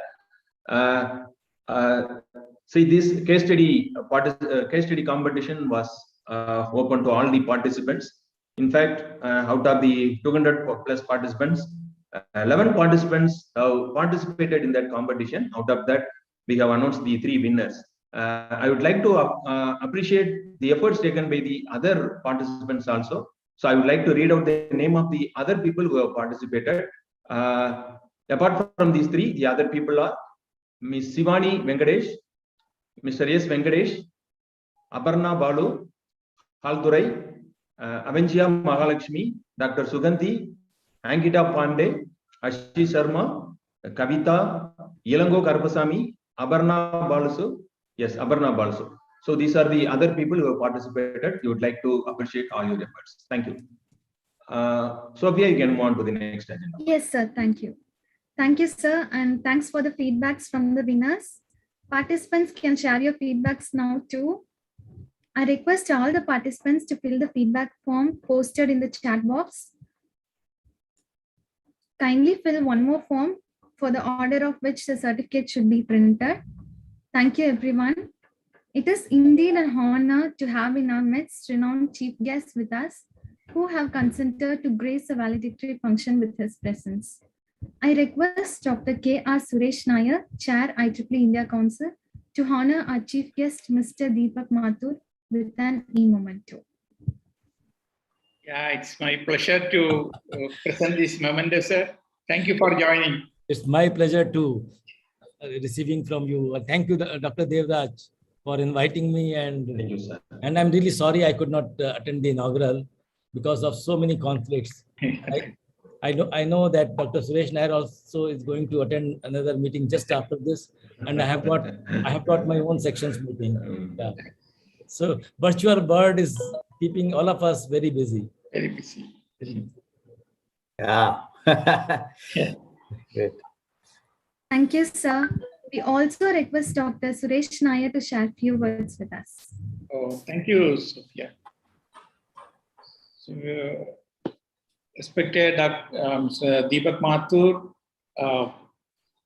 Dr. Devabhuta Das, and Dr. Vijayalata, Dr. Rajshri Ma'am, and all Mr. Arvind, and specifically Dr. Devraj. It's a very good evening. Thank you very much, Mr. Devraj, for organizing such a wonderful workshop, which, the feedback is what matters. We have learned, or we have heard from the participants what they felt about and about the workshop. That is very important. I understand that more than 250 people have participated in this one. That is because, one reason is like the subject is like that. I think everybody wants to now learn what is artificial intelligence, what is machine learning, deep learning, and things like that. This is into every domain, including healthcare, assisted technologies, even defense and aerospace, and it's all getting into everything.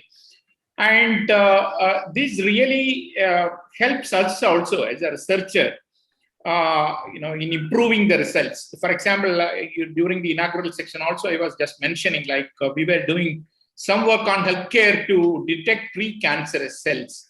So we were having some specificity achieved.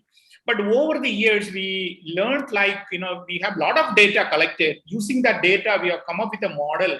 And using that, we are able to get the specificity to very high level.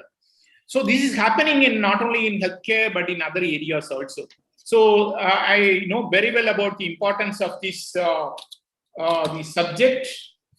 And about this workshop, congratulations to all the team members under Dr. Devraj.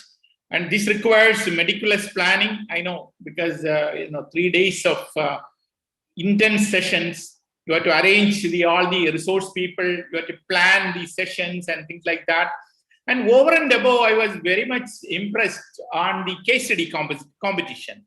See, normally, we listen to all these workshops and then, finally we will ask, okay, can you share the presentation, the slide? No, that's what it happens. I am not very sure anybody will again go through unless you are doing some research in this area. So for the sake of it, we normally ask, like, okay, can you share the slides? But here, when you are having the competition, they are really using what they have learned through the workshop. I would like to congratulate Mr. Ajal Kaushik, Ms. Sedhu Selvi, as well as Karapasamy Pandian for, bagging first, second, and third positions, and all the 11 participants for participating, because that is very, very important. And during the inauguration, Professor Yagna Narayana was talking. Actually, he was opening up a lot of things which confused many of the youngsters. That is because he was at a very high level. So he was always talking about human intelligence. Whether are we coming to a level where the human intelligence is mimicked by artificial intelligence? So that is what his question was. I think that is a very valid question. I think it should have already, at least in my mind, it thought-provoking thinking on what can we do. Are we able to achieve that level? I think once we achieve that level, I think there will be some other science or technology which acts like a human. That will take a lot of time. Now, even though a lot of research is happening, but I'm very sure that's what the professor was talking about. I'm very much impressed by that thought-provoking idea. And I request all the participants to use the wisdom, whatever you have learned through this workshop, not only to publish papers, subsequent papers, but also to bring in some societal changes. That's what I always used to emphasize on. It is not only just publishing papers. Publishing papers, we will add our resume, CV will go in a nice way. But what is expected is, like, whatever we learn, translate into societal application, direct application. With that, I think I would like to thank all the participants as well as the organizers, and thank you very much for having me also in this session. Thank you. Thank you so much, sir, for your kind and thoughtful words. A graceful occasion cannot conclude without acknowledging the efforts of all the members who participated to make this event successful. So now I request Dr. D. Devraj, Vice Chair, IEEE India Council, to propose the vote of thanks. Thank you, Sophia. Good evening, all of you. We have come to the end of one more activity by the educational activities team of IEEE India Council. It is the time to thank each and every people who were involved in the successful organization of this event. First, I would like to thank God for the blessings He has showered on us in our endeavor. Next, I would like to thank the chief guest of the inaugural function, Mr. Deepak Mathur, the director, IEEE Artran, for the time he has spent. As mentioned by the director, we have invited him for the inaugural function. He was unable to come, but still he had accepted our invitation. He himself has suggested to join the well-degree function. We are extremely thankful to you for the time you have spent. In fact, he is like our senior mentor to us. Whenever we had some issues or difficulties, we used to share and he used to guide us. Of course, on this occasion, he has elaborated the various activities of Artran, more specifically with respect to educational activities. More specifically, this activity has been financially supported by Archen. At this juncture, I would like to thank Mr. Deepak Mathur sir, and also the director, the coordinator of EA team, Dr. Preeti Bajaj madam. Madam was unable to come, but he has promised to join in future occasion. So at this junction, I would like to sincerely thank our director Deepak Mathur sir and also Dr. Preeti Bajaj madam for the opportunity given to us. Hope we had lived up to the expectation of the Archen leadership with respect to this particular workshop. Next, I would like to thank Dr. Suresh Nair sir. In spite of his tight schedule on this day, he has finally agreed to come. In fact, I have been pressurizing him for the past 2 days. Thank you very much for accepting our invitation. More specifically, the guidance and support provided by Dr. Nair sir to the volunteers of IEEE India Council is very much appreciable, and it has enabled all of us to make use of the opportunities available and to carry out many activities, even out of our other commitments. So thank you very much, sir, for the support you have been providing to us. Next, I would like to thank Dr. Devapada Das for joining with us and to preside over the function. We are extremely thankful for you. We are very much thankful to you for all the support you are providing and all the support you are going to provide to us in future also. More specifically, sir has mentioned about the important aspect of interpretability during his speech. It's a very important thing which the youngsters can look into it as part of their research work. Thank you very much, sir, for your joining with us and for the wonderful speech. Next, I would like to thank all the speakers of the workshop. They have spent a lot of time, they have taken a lot of effort, and even on holidays, they joined with us and spent a lot of time. All of them have shared their presentations and they have provided additional materials also. I would like to thank the speakers, Dr. Manish, Mr. Akhil, Dr. Dev Singh Dio, Dr. Ganesh Kumar, Dr. Suganya Devi, Dr. Annie Utra, Dr. Magadeva Prasanna, Dr. Kalivani Chellapan, and Dr. Danu for all the time you have taken. Apart from that, I would like to thank the inaugural speaker, Dr. Yagna Narayana, for his thought-provoking speech, and also to the keynote speaker who showcased the different applications of AI in the medical field. So I would like to thank all the speakers for the time they have spent. Next, I would like to thank the other leaders of the other associated IEEE OUs. This workshop has been conducted in association with IEEE Madras section, IEEE Pune section, Education Society of Hyderabad section, and Young Professional of Madras section. All these leaders, Dr. Rajeshri madam, Dr. Vijayalata madam, and Mr. Aravind, Dr. Komarapan sir, and Dr. Girish Kalari, they have provided all the necessary support right from the beginning. So without all their support, this program would not have been made this level. I would like to sincerely thank each and every one of you for the wonderful support you have offered. This is a good example of joining hands with the various sections for conducting an event.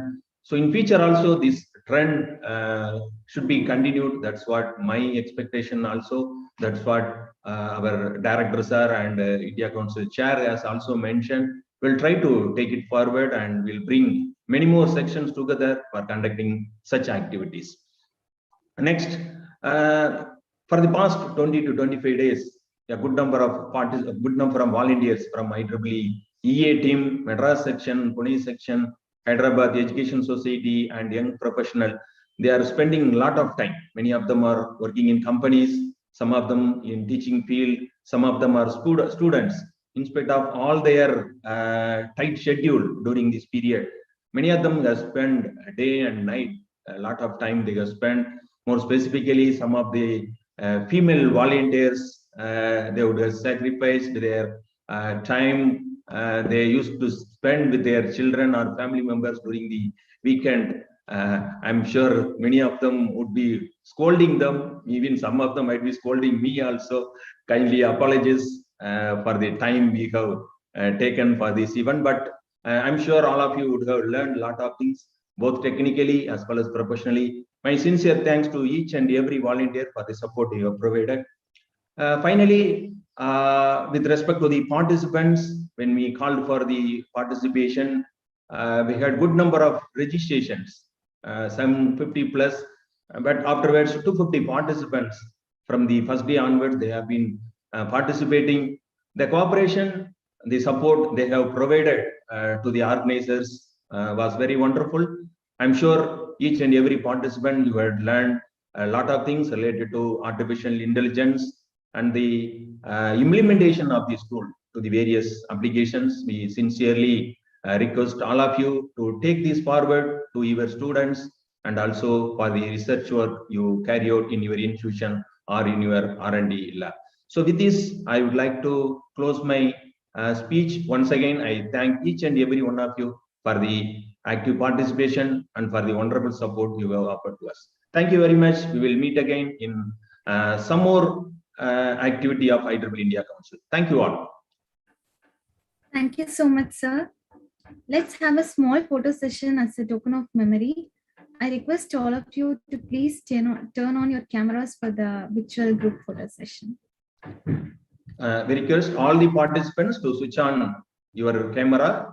Your video has been enabled now. Sophia, you can stop the screen sharing so that we can take the photograph properly. Yes, thank you. Once again, I request all the participants to switch on their video. Sridivya, can you switch on your video? Yes, thank you. Yes, sir. Yes. Thank you. Raghavendra, can you take the group photo quickly? Yes, sir. Yes, sir. Yes, sir.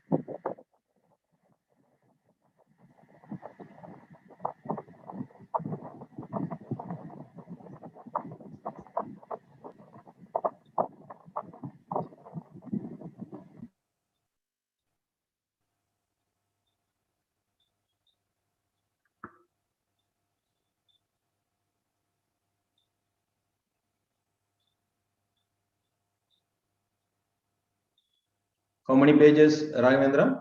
5, correct? Yes, sir. 5 pages. Okay.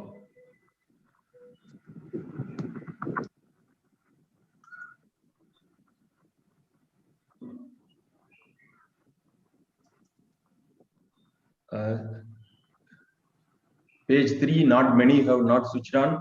Once again, I request all the participants to switch on your camera. Your video has been enabled. Kindly switch on your camera.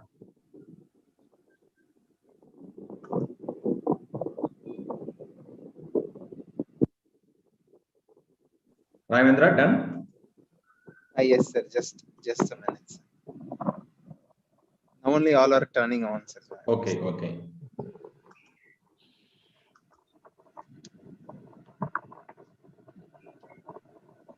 Once again, we request all the participants to switch on the camera.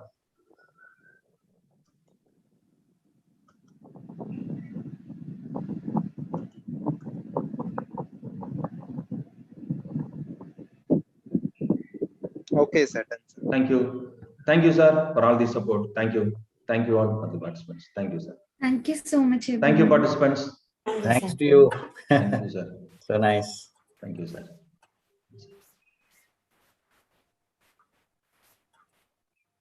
Sophia, you can share the feedback form to the participants.